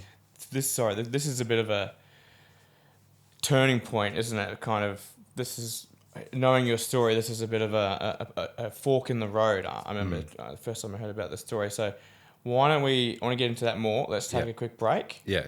And then we'll jump back in, and then we'll get more to the present day, and then also to the future where things get really exciting. Oh yeah, for sure. Cool. Yeah. Action. All right. So. Where were we again? We were at, I think, the point where you decided to... I almost decided to give up, hey? You were just having a really tough time with it because you experienced it at that last club. Yeah. It wasn't the best. You weren't getting any game time. You got told to sit in the stand. Yep. And not even sit there on the bench, so... Yep. Well, then, pretty much to wrap that up, I ended up leaving the team. And then, now I remember. As I was saying before, I was posting TikToks and just... loving playing basketball. I got hit up by a coach who's a private coach, and he said to me... Is that Joe? Yep. He said, hey, dude, I love your work. Do you have a private coach? I said, yeah, I do, but I don't work with him as often anymore. This is Steve. Yep. Because we don't really live in the Picton area Yes. anymore. I didn't see a lot of Steve. Yeah. And he goes, I'd love to work with you. Like, what would you be interested? And this was straight off Instagram. And I'm like, this dude looks good. Because I was looking at... Were you aware of him off Insta? Have you been following him? Or? I was following him on Insta because a few of my old teammates that I used to trained with him. Mm-hmm. And I'd go on his Instagram, look at the guys that he's training, and then look at them, and then be like, there were some good guys he was training. So I started playing with him. I started training with him. I had 2 training sessions, and then we went to Melbourne together for a tournament, which that was crazy. That's a whole nother story in itself. But went to Melbourne together, and now I've been training with Joe ever since. That was about 8 months ago now. And so then... How has training with Joe affected your game? Because you're in between teams essentially at this point, right? Yeah. So you're just essentially developing yourself. Yeah. What was it like to have a private coach like Joe? Oh, it was the first couple of weeks. I thought I was dying because my body was just not ready for that sort of training. So it was high level stuff. High level concentration, footwork.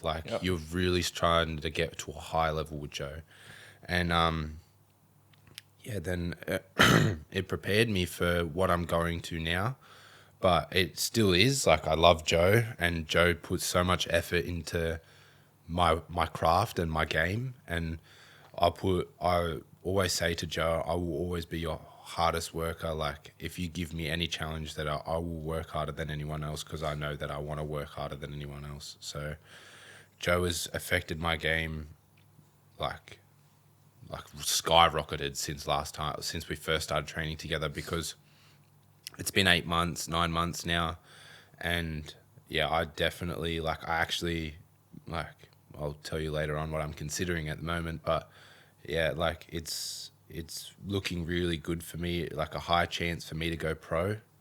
And I looked at semi-pro spots this year, trialed, and obviously I made the top 20 out of 190 or something like that. I made the top 20 for the team, and they were only taking 6. So then It got cut from 20 to 8, or I think it was 8 or 12, and I got cut then. But top 20 for me from last year where I was to this year in those trials was enormous. It was a really big achievement. So I'm thankful for Joe. I'm thankful for Steve, my family, my physio Kai. Shout out to him too. I started working with Kai around the same time as Joe, trying to get bigger, trying to get stronger, and both of them have helped me out so much. I trained by myself for 2.5, almost 3 years, trying to get myself to where I'm at and where I was when I got the both of them. And now 8 months later, I'm such a bigger and better player than what I am. And I'm mentally, I'm way better than what I was on and off the court because of the both of them as well. Great dudes to be around. Shout out to both of them. Shout out Kai. Shout out Joe. Kai. Yes, obviously I know. I sat down with Joe today actually this morning. So this is my third shoot of the day. We had an early pre-sunrise shoot this morning. Then I went in and sat down with Joe. Yeah, good man. Yeah, great dude. Said horrible things about you, but yeah. I bet he did. I bet he didn't tell you. I bet he tell you didn't. I don't work hard enough. Nah. He definitely didn't say that. But no. And obviously I know Kai very well. Yeah, and both people hear physio, right? They probably undersells it a little bit. He yes, does Kai everything. is a physio, but what you guys are doing together goes far beyond that. Yeah, we do a lot of things together. And he's an Iron Man. He's an elite athlete. Yeah, he's an elite athlete of his own. He's a chiro. He's a this. He's a that. Kai is only Kai. He's a one of a kind. He's just such a great dude, and so is Joe. Joe's an all rounder as well. He just does a bit of everything. And both great guys to have in my corner, and I'll forever be grateful for them. If they continue with me for the whole way throughout my whole career, or if it stops at a certain point, it'll be forever grateful for them because of how much they've done for me and my family. Not only me, but my family as well. Yeah, so talk about that. So like you train with Kai, but you know, your younger brother. Yeah, my younger brother. He does a lot of work with him too. Kai like as well. Yeah, so talk about that a little bit. Well, yeah, Kai's just such a sharing person and caring person. Like he just shares so much and Kai cares so much. Like, he's like overloaded with work because of it. But he's just an incredible dude. Like when it comes down to training, like he pushes the both of us, me and my little brother, to our absolute limits. And sometimes we love it, sometimes we hate it. But in completely different ways too. Yeah, like, and sometimes our programs are completely different. Yeah, like it just shows how. And him around us, he interacts differently with us as well because we both got autism, but it's different types of autism. So for the both of us, he interacts different, and that's helped my family out so much. It gives my mum so much relief that we both bond with him, and we both can get the max out of it. And for me, I think since starting with Kai, I've gained maybe 5 or 6 kilos, which is enormous for me because I can't gain weight. I'm really I'm not real good at gaining weight because my metabolism, I'm 6'5". Extremely active as well. Extremely active, and my metabolism just burns everything, all the food I eat, because if you ask my mum, the food that between me and my brother eat is ridiculous. You could probably pay off a mortgage with that, but it's the amount of work that he puts into the both of us is forever be grateful for that guy. Yep. And same with Joe. Joe goes above and beyond for me. Like obviously my brother doesn't train with him, but for me he goes above and beyond. So Streamline Physiotherapy, Kai. Yeah, shout out. and good man. Peak Academy, Josel Peralta. He if you want a high level basketball coach that'll teach you a lot of things on and off the court, Josel Peralta, hit him up. And if you want a physio / everything else that Kai can do, performance coach, performance coach, personal trainer, running coach, cycling coach, whatever you want. He's your guy because Kai is just a jack of all trades. Like Kai, like I said before, Kai is a Kai. Like he's just one of one. And any sort of training you need, anything, like hit up Streamline Physio. So shout out to the both of them because that's where it's at. So clearly the both of them have their area of expertise, and they're combining those two together, the basketball skill set plus all the physical training. Well, I feed off of the both of them. The combo has been amazing for you. So clearly leaving that team before where you're feeling a bit undervalued. Yeah. And choosing to develop yourself. Well, I was having been a good call. Yeah, well, I was having a mental battle during that last bit of that team, and finding Joe, like Joe finding me. Actually, he found me, and we kind of found each other. Like finding Joe, and then finding Kai was it was really like it was mentally. I became so much better within a first few months of being with the both of them, because they're both mentally so strong. They're strong dudes, and like the other dude on the other side of this camera that's filming me right now, he's a really strong dude. Like, Thanks, bro. All three of you are like I look up to all three of you. Obviously, I look up to other people too, but like you guys are both like all three of you are really good role models for me as well. As like, obviously, you don't teach me basketball, but it's a mental thing or a dude thing, like hanging out with all of you on and off the court or on and off the training field or behind the camera but not behind the camera. It's but all three of you are like help me in your own ways. So that's why I'll forever be grateful for y'all. Thanks, man. Well, you are who you are the sum of the people that you surround yourself with. Oh, that's you know that's what it. I mean? And friends are obviously a big part of that family. Like it all sort of rubs off onto you, and good and bad. For sure. If you don't surround yourself with the right people, especially for someone that's you, like you're 18 years old, like driven and pursuing professional sports. Yeah. I know what I was doing when I was 18. Yeah. I had no idea, no thought for the future. Like I was pretty wild. Yeah. Ask my mum. She's watching this. She'll agree with that. But I was out of control. I was a party animal. I had no eye for the future. It was all about now. Yeah. No maturity about me. Very little empathy at all. Yeah. I've had to develop all these things later in life. But for you as a young man to already have a lot of these things, it's a big credit to you. Yeah. But also the people that you surround yourself with. Your mum is obviously a ginormous portion of that, which we'll get into. Oh, yeah. As well. She can claim a lot of the credit. Yeah, for sure. The majority of the credit, I think, for sure. Well, most of it. 99% of it she can claim. Yeah. With the place where I'm at, like basketball-wise, athlete-wise, and human being-wise, she's 100% claiming that. Let's get into that now. So talk about your family, and then I'll talk about sort of like the challenges that you face from like your disabilities, and then we'll get into sort of what does the future look like, or what are your future goals for basketball. Yeah. So like just sort of I know your family's obviously been extremely supportive of you. Yeah, but forever. Like, tell me about your mum. Oh, my mum's like my shadow. My mum's like my shadow. She goes everywhere with me. She supports me through everything. She's been there. Like, I know that a lot of parents have been there through lows and highs, but like the lowest of lows and the highest of highs. And yeah, my mum's my everything. And like everything that I do, I give credit to her.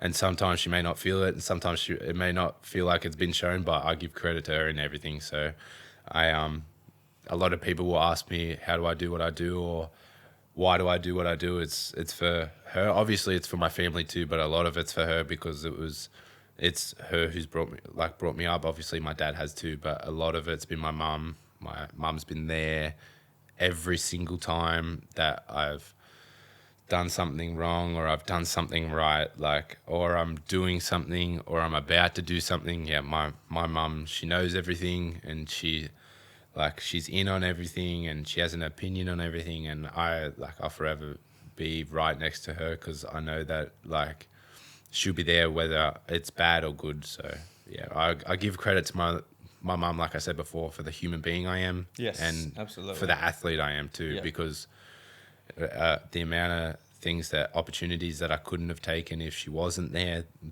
or if she didn't support me in that, then I would not be the athlete or the human being I am today without her. I can see that just from the sort of short while that I've known you. Spent a fair bit of time around you and your family. Obviously, we've done a fair bit of filming over the last few weeks or so. Yeah. It's very clear the impact that your mum's had on you as a person. Yeah. Again, all really great things. It speaks to your maturity, but the most, and I was thinking about this earlier today when I was driving, I think the thing where it's most obvious is your relentless self-belief. Oh, yeah. And that comes from a parent that said, you can do it. Yeah. Well, my whole life. Right? Despite your challenges, it's very clear to me, because my mum did the same to me. She said, you can do whatever you want, whatever you put your mind to. It's not like, no, you can't, you will fail. It's like, you can do it. Yeah. Well, right? That's very evident. That's it, to be honest.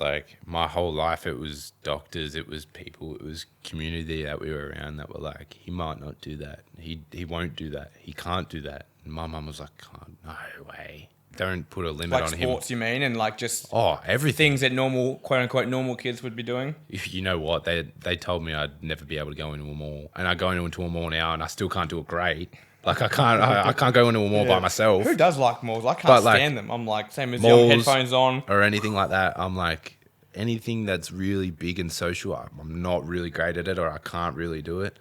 And I really go autism mode there, but everything else, she definitely has helped so much in the person that I am and the confidence that I have in myself. Obviously there's times that, for me, I've always had an attitude that, if I'm not great, then I need to do more. But that's just me. My mum's always been you're great whether you believe it or not. You're always going to be great. You could be living in a cardboard box and I reckon you're great. So that's what I think pushed me to do so much and to believe in myself so much was the fact that she told me from a very young age that you could live in a cardboard box or you could live in a 90-story mansion and I wouldn't care, that I'd still love you and I'd still be proud of you. I still think you're great and you need to believe that too. And then throughout sport too, she'd I don't care if you can't kick a footy or you're kicking a footy 50 meters. I don't I don't care. Like, if you can't shoot a basketball or you can shoot 30 million in a row, I don't care. That I'll still love you. I still believe in you. And I was still the guy that I was like, nah, stuff that. I'll be good at anything. But I can see that, but I can also see the fact, like, she's very clearly, like, she's passionate about basketball. Yeah. I can see her very, very passionate. watching you, like, at the games. Like, she takes it seriously, and she's like, my mum's very she knows hard enough. on me. She knows a lot about the sport. She's clearly passionate about it. So, like, she's got foot in each camp where she's extremely supportive. But then also, she's like going to push you. Well, yeah, she understands basketball. You said she used to play it. Yeah. You know, she used to play at a state level. She's going to ensure, you know. Yeah, she's going to give you a little boost. That's a nice way of putting it. Should you be, you know, falling short. The nicest way possible is a boost. So, but yeah, like, my mum's so hard on me, but so light and supportive at me at the same time. Yep. Like, it just, like, my mum is the person in the stands that she'll yell out, "That's my son. Yes, good job." And then she'll be like, "Zach, you're useless. What are you doing?" And then, "What are you doing, man?" You need to be getting your threes up higher. You need to be putting more arc in your shot. And like, you see it all in the clips. Yes. Like, every clip that we have, there's probably somewhere in there. Like, I remember one game that I was playing at Mossvale, and I was having a good first half. And the third quarter, I had a real stinker. Like, just couldn't really do what I was doing. I think I was just in my own head. And I remember being in the team huddle listening, and I remember a big tug on my jersey, being like, "What the hell are you doing? You are Izacc Francis." And then, like, grabbed my hair and threw me back in the huddle, and she's like, "Go play your game." And I'm like, "All right." But she does that to me all the time. She will support me throughout anything and be like, "That's a great job." Or she'll be like, "That was useless." Yeah. She's like, "You got to work better on that." Yeah. Or she's like, "I'm taking you right now, and we're going to work better at that."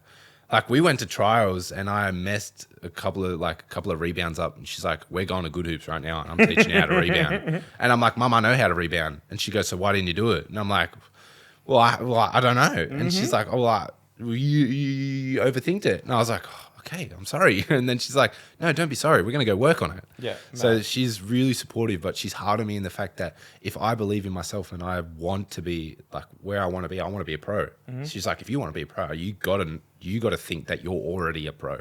Yeah. So she's got a foot in both camps for sure, and I think it's such a powerful combination. And you're very lucky to have her, and so she's such a powerful lady. She's amazing. Yeah. So I want to get into, so clearly your family has been so supportive. Yeah. Your dad, obviously, he spent like a lot of time at work, paying the bills, and your mum's been sort of doing the footwork on the ground. So obviously, between the both of them, none of this could have happened. Oh yeah, for sure. Like my dad, I'll never say he wasn't there a lot of the time. Like, wasn't there as in like present, but he was there in the fact that he was helping all the time. Like, my dad worked 3 or 4 jobs at one point, and he'd be gone for 6 weeks at a time and come home when I was a kid. Yeah.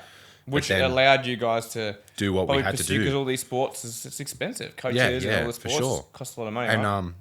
Then when we got older, he worked 1 or 2 jobs, and then it was 1 job, and now he bounces around. Like, he bounces around, does everything. Like, my dad can do everything, and like, he'll always be a role model of mine. But obviously, like, as a kid growing up, I wish I could have seen him more. Like, that's just something I always feel deep down, that I wish I could see him more. And even now, I wish I could see my dad more. But you know what?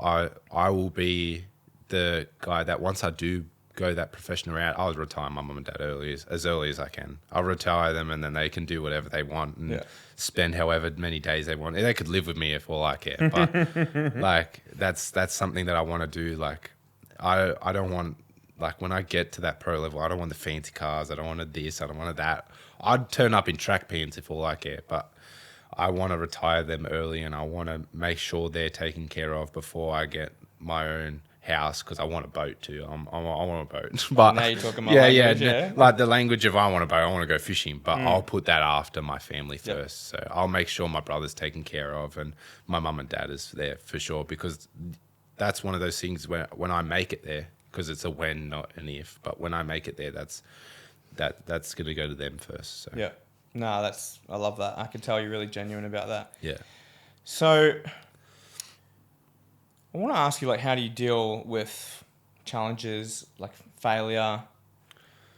If you face like a moment where you've had a real setback, tell me about your thought process. Like, how do you sort of think about things, and what do you say to yourself? Okay, well, in those low moments. I actually answered this question not too long ago to someone I was talking to, and I said my best example of when I fail is imagine a big home of ants and there's millions of them there, and each one of those ants is my thoughts after something like that, and it just running back and forth, and I overthink everything. Like even in games, like I still having trouble now, like missing a shot or missing a defensive possession and getting back to it. Like I'm still not struggling, but I'm still kind of getting there to where I can just shrug it off and get it done. And yeah, that's one of those things. Like early on, I really struggled with failure. Like I really, really did. But now I'm kind of getting better. But obviously, without my support, I wouldn't be where I'm at. I'm like dealing with it myself. My thought process is like it goes straight down to the bottom. Like the bottom of the bottom, that's where it goes. But then it slowly comes back up, and I kind of like, okay, well, I did this, I did that well, and I did this well, and what can I do better next time, and what can that soften the blow a little bit. That's where I'm at with that. And my mum and my friends help me the most out with that. Shout out my mum. Shout out my mate Ben.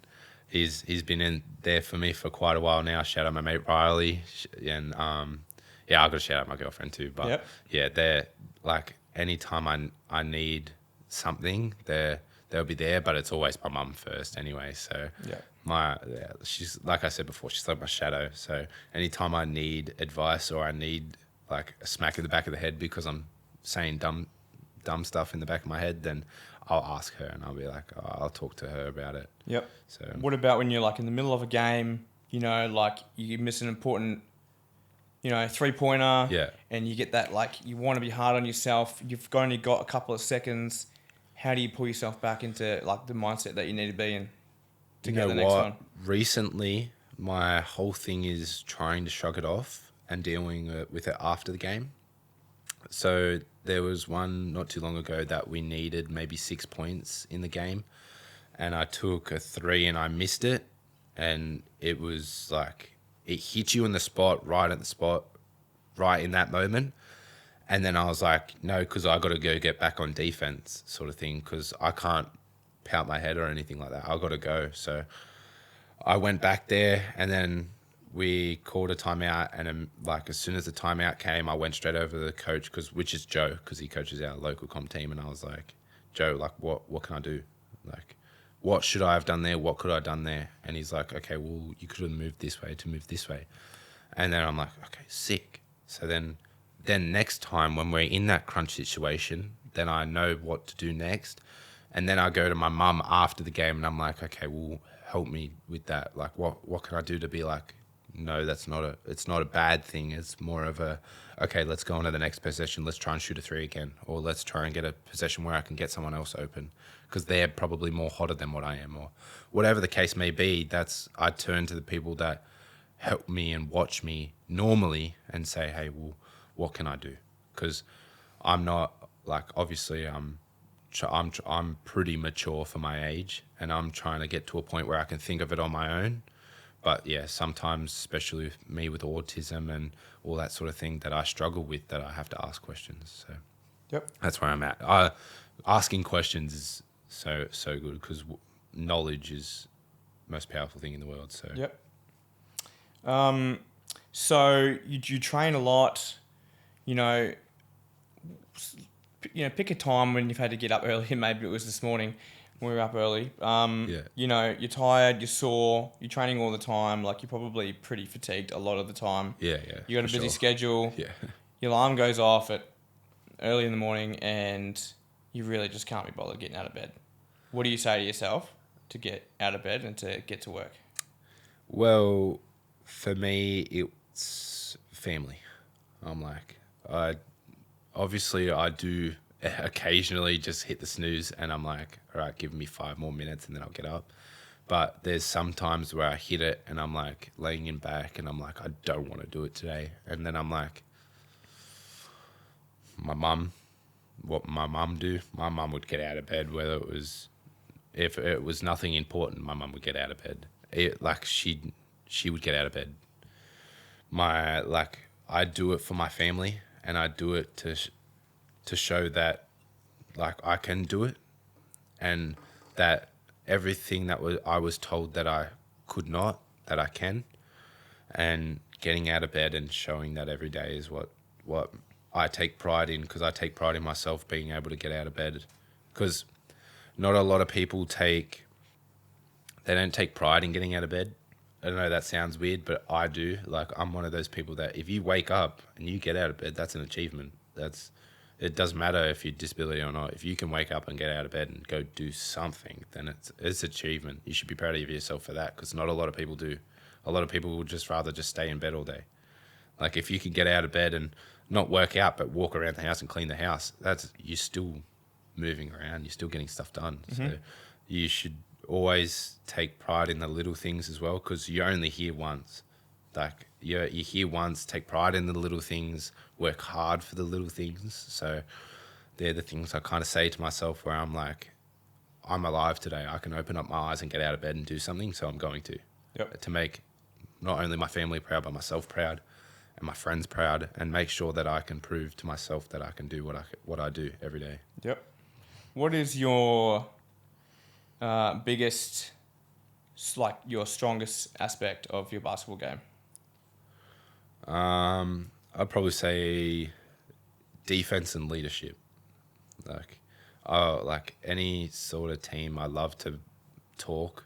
Like, that's just one of my things. Like, I hate talking outside of the basketball court, but get me on a basketball court, and I love to talk. I love to communicate with teammates. I love to communicate where I am, what I'm doing, and all that sort of thing.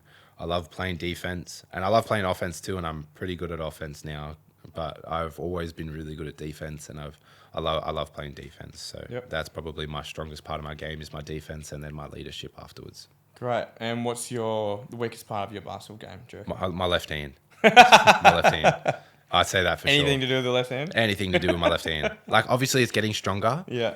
But for anyone who's seen it, and I might have to clip it like at some point, I can't throw a ball with my left hand. Like, I can pass like anything with a basketball, but if you gave me a tennis ball or a football and said throw it, I can't throw it. It's just something in my brain that just can't click properly, and I can't throw anything properly. But when I'm playing basketball, I can dribble with my left hand. I prefer to dribble with my left hand, but like scoring with my left hand or like stealing with my left hand, it just doesn't really click as quick as my right hand. Hey guys, it's a good reminder actually how like well-rounded you need to be.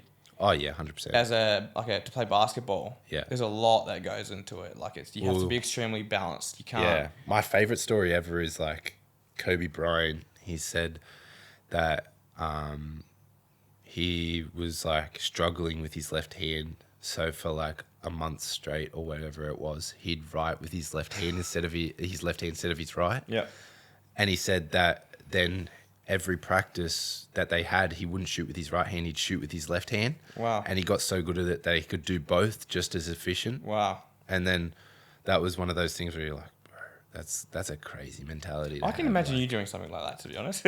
Yeah, I did try it one time, and I got so sick of it because my left hand's just so bad. Like, drawing on like the pages, like, and you're like, no, I'll get like it. a 2-year-old, Yeah. That's hilarious. All right, so let's go back to your career. Yeah. We've talked about kind of where you're at in the present. Yeah. Pick us up from there and talk about the future. Maybe tell us about what your goals are for 2025. Do you have a 3-year goal? Yeah.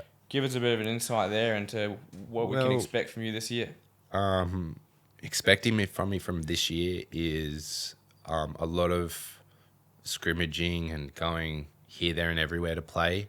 Playing a lot of AAU tournaments, which are like tournaments where you go away to certain states and countries and you go and play an exhibition. So you go and play in front of coaches. But yeah, I have a very big one coming up. I've just joined as an import Filipino/Australian representative team.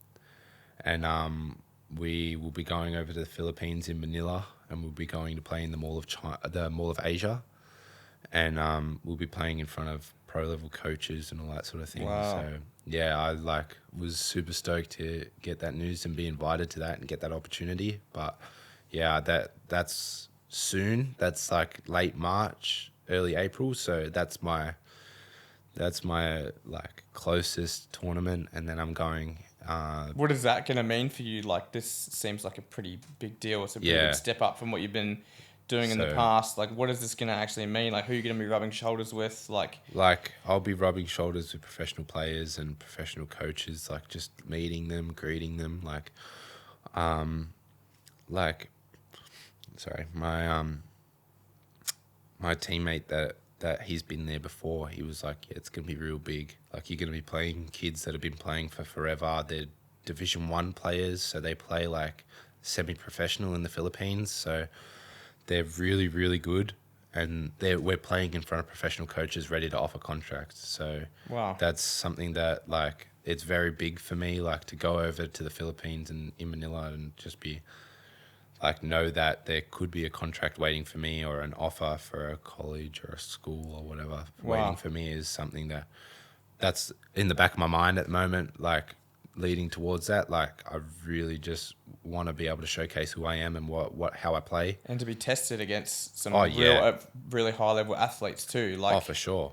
You're going to be going up against some real guns. Kids that are got the same work ethic as me. Yep. I actually get annoyed. I get annoyed when people don't take it as serious as I do.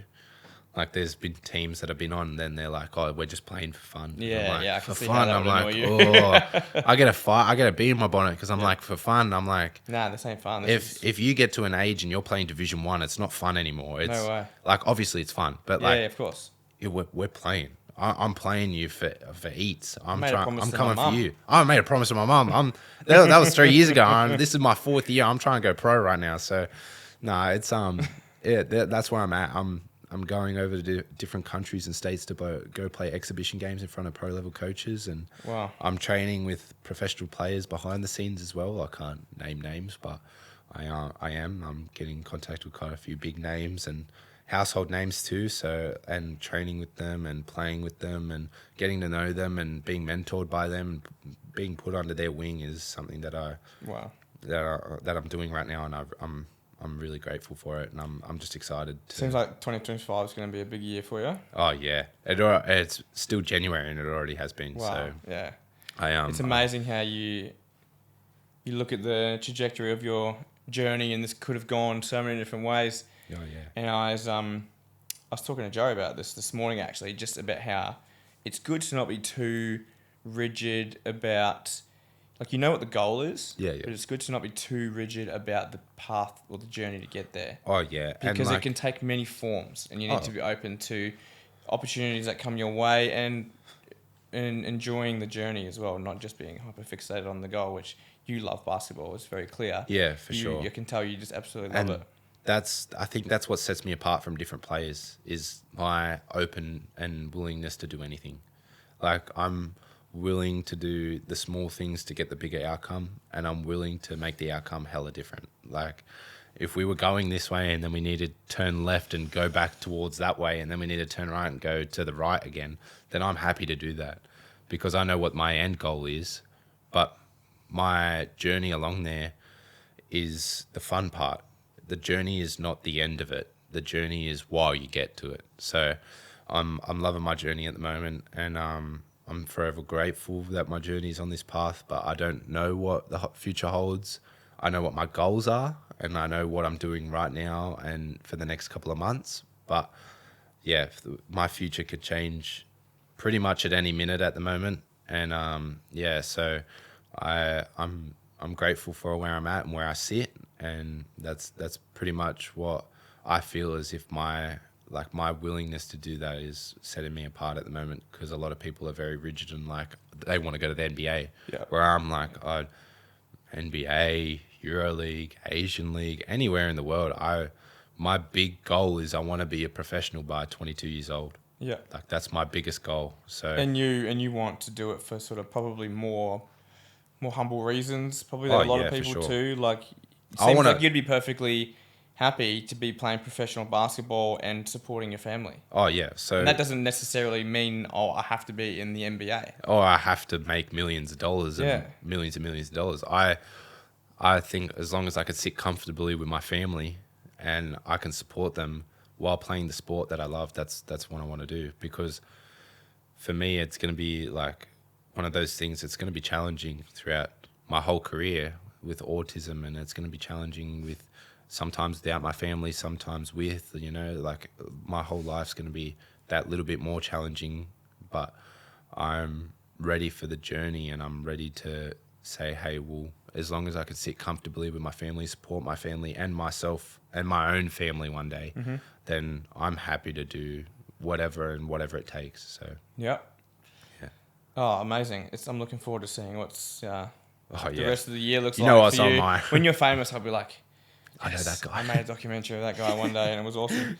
So, you mentioned one thing that I wanted to actually finish up on. It's like, obviously you have a disability. Yep. It's autism. Yeah. You were told from a young age, yep. That you wouldn't be able to do a lot of things. Yeah. So, what would you say to, not necessarily even people that want to be basketball players, but just any two things, like one, like a young child, a kid that has autism and is being told, I can't do a bunch of things. Yeah. What would you say to that person? And also if there's any parents watching, talk about what would you say to like a young boy or a young girl with autism? What would you say to them right now? Kids, I actually train kids at the moment. Yeah. And I say to kids, whatever you want to do, you do that. And you do that to the best of your ability. And like a little kid, I say, strive for your dreams. You dream it. If you can close your eyes and dream it on a pillow, it can become a reality. That's just something you got to work hard on and communicate that with your parents. Talk to your parents about that, because if they're parents that will support you throughout anything, they'll know that that's your dream and that's what you want to chase. And that's if you're a young kid. And when you get to a bit of an older kid, I always say that like you have to decide what you want to do, and what you want to do is 110% what you want to do. And if it's 110% what you want to do, it's 110% effort until you do that. So that's older kids. And then parents are like, I talk to a few parents here and there. I'm not real great at talk to parents, but I will say to parents that you got to be, you have to be able to bend in their way. Like, obviously you don't have to say yes to everything. Obviously you don't have to say no to everything, but be there when it counts and be supportive when it counts. So if a kid says it's a dream and it's the most impossible dream ever, and you think, oh God, how the heck am I going to do this? Don't tell them no. Tell them we can try, because we can try to a no for a kid is such a big gap. Yeah. And for an adult too. Yeah. And for a teenager. Definitely. But a we can try or a maybe or if you believe, I believe is such a big difference to a nah, that won't happen. So yeah, I say that, and to be able to push to your child to push other people as well. Yeah. To say to your child that if you want to do that, you have to make other people do that as well. Like, you have to do it so well that you can help other people do that. And that's what I think my mum helped me with as well. Like, I know I'm not world famous yet, but I do know of kids that I've inspired, and I know of kids that I mentor, and they're kids that some of them have disabilities, some of them don't, and they're the kids that I always say that, like, if they believe what I tell them, and if I tell them that to believe in themselves, and then their parents believe in them, then for me a few words can change a kid's life. Yep. Well, I always say it to everyone. They're always like, what was something big in your life? I was a little kid and I was really, really into AFL. I was maybe 9 or 10, and I went down in the Giants shed one time, and at the time their head coach was Leon Cameron, and I was standing next to Dylan Shield, and he came up behind me and he put his arm on me and he said, I'll see you in this shed one day.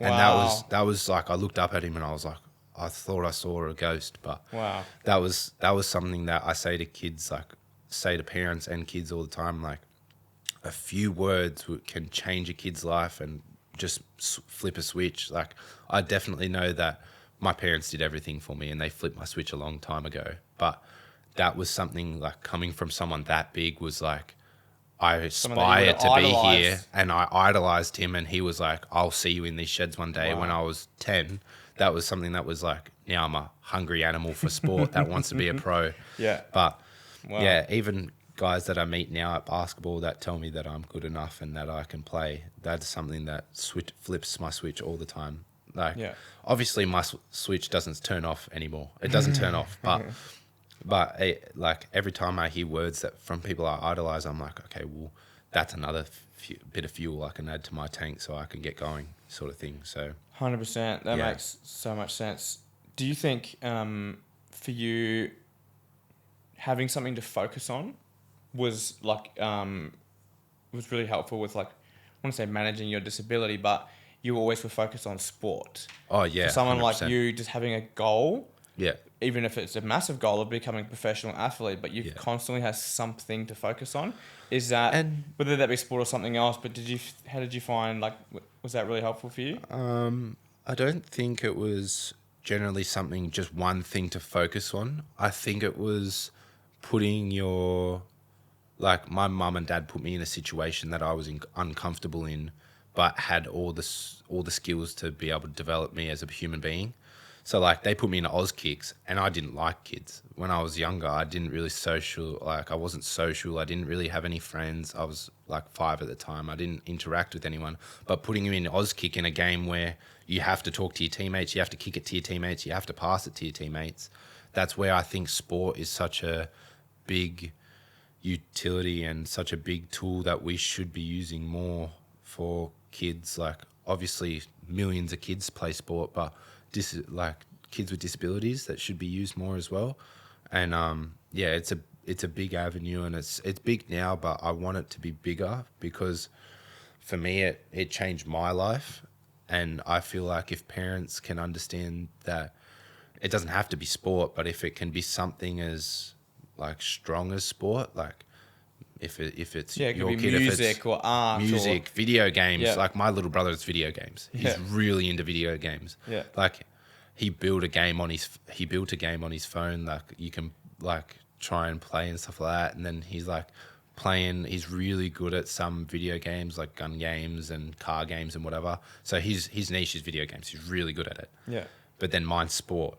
And then maybe another kid's is drawing, and maybe another kid's is, what's the colourful cube called? Rubik's Cube. But if that's something that they love to do and they're good at it, then that's like putting him in spots where they have to socialise is something that's good, because even art, they don't have to socialise in that, but if you take them to art classes, they do. Yes. So then video games, if they have to socialise online, and it might be online, but they do.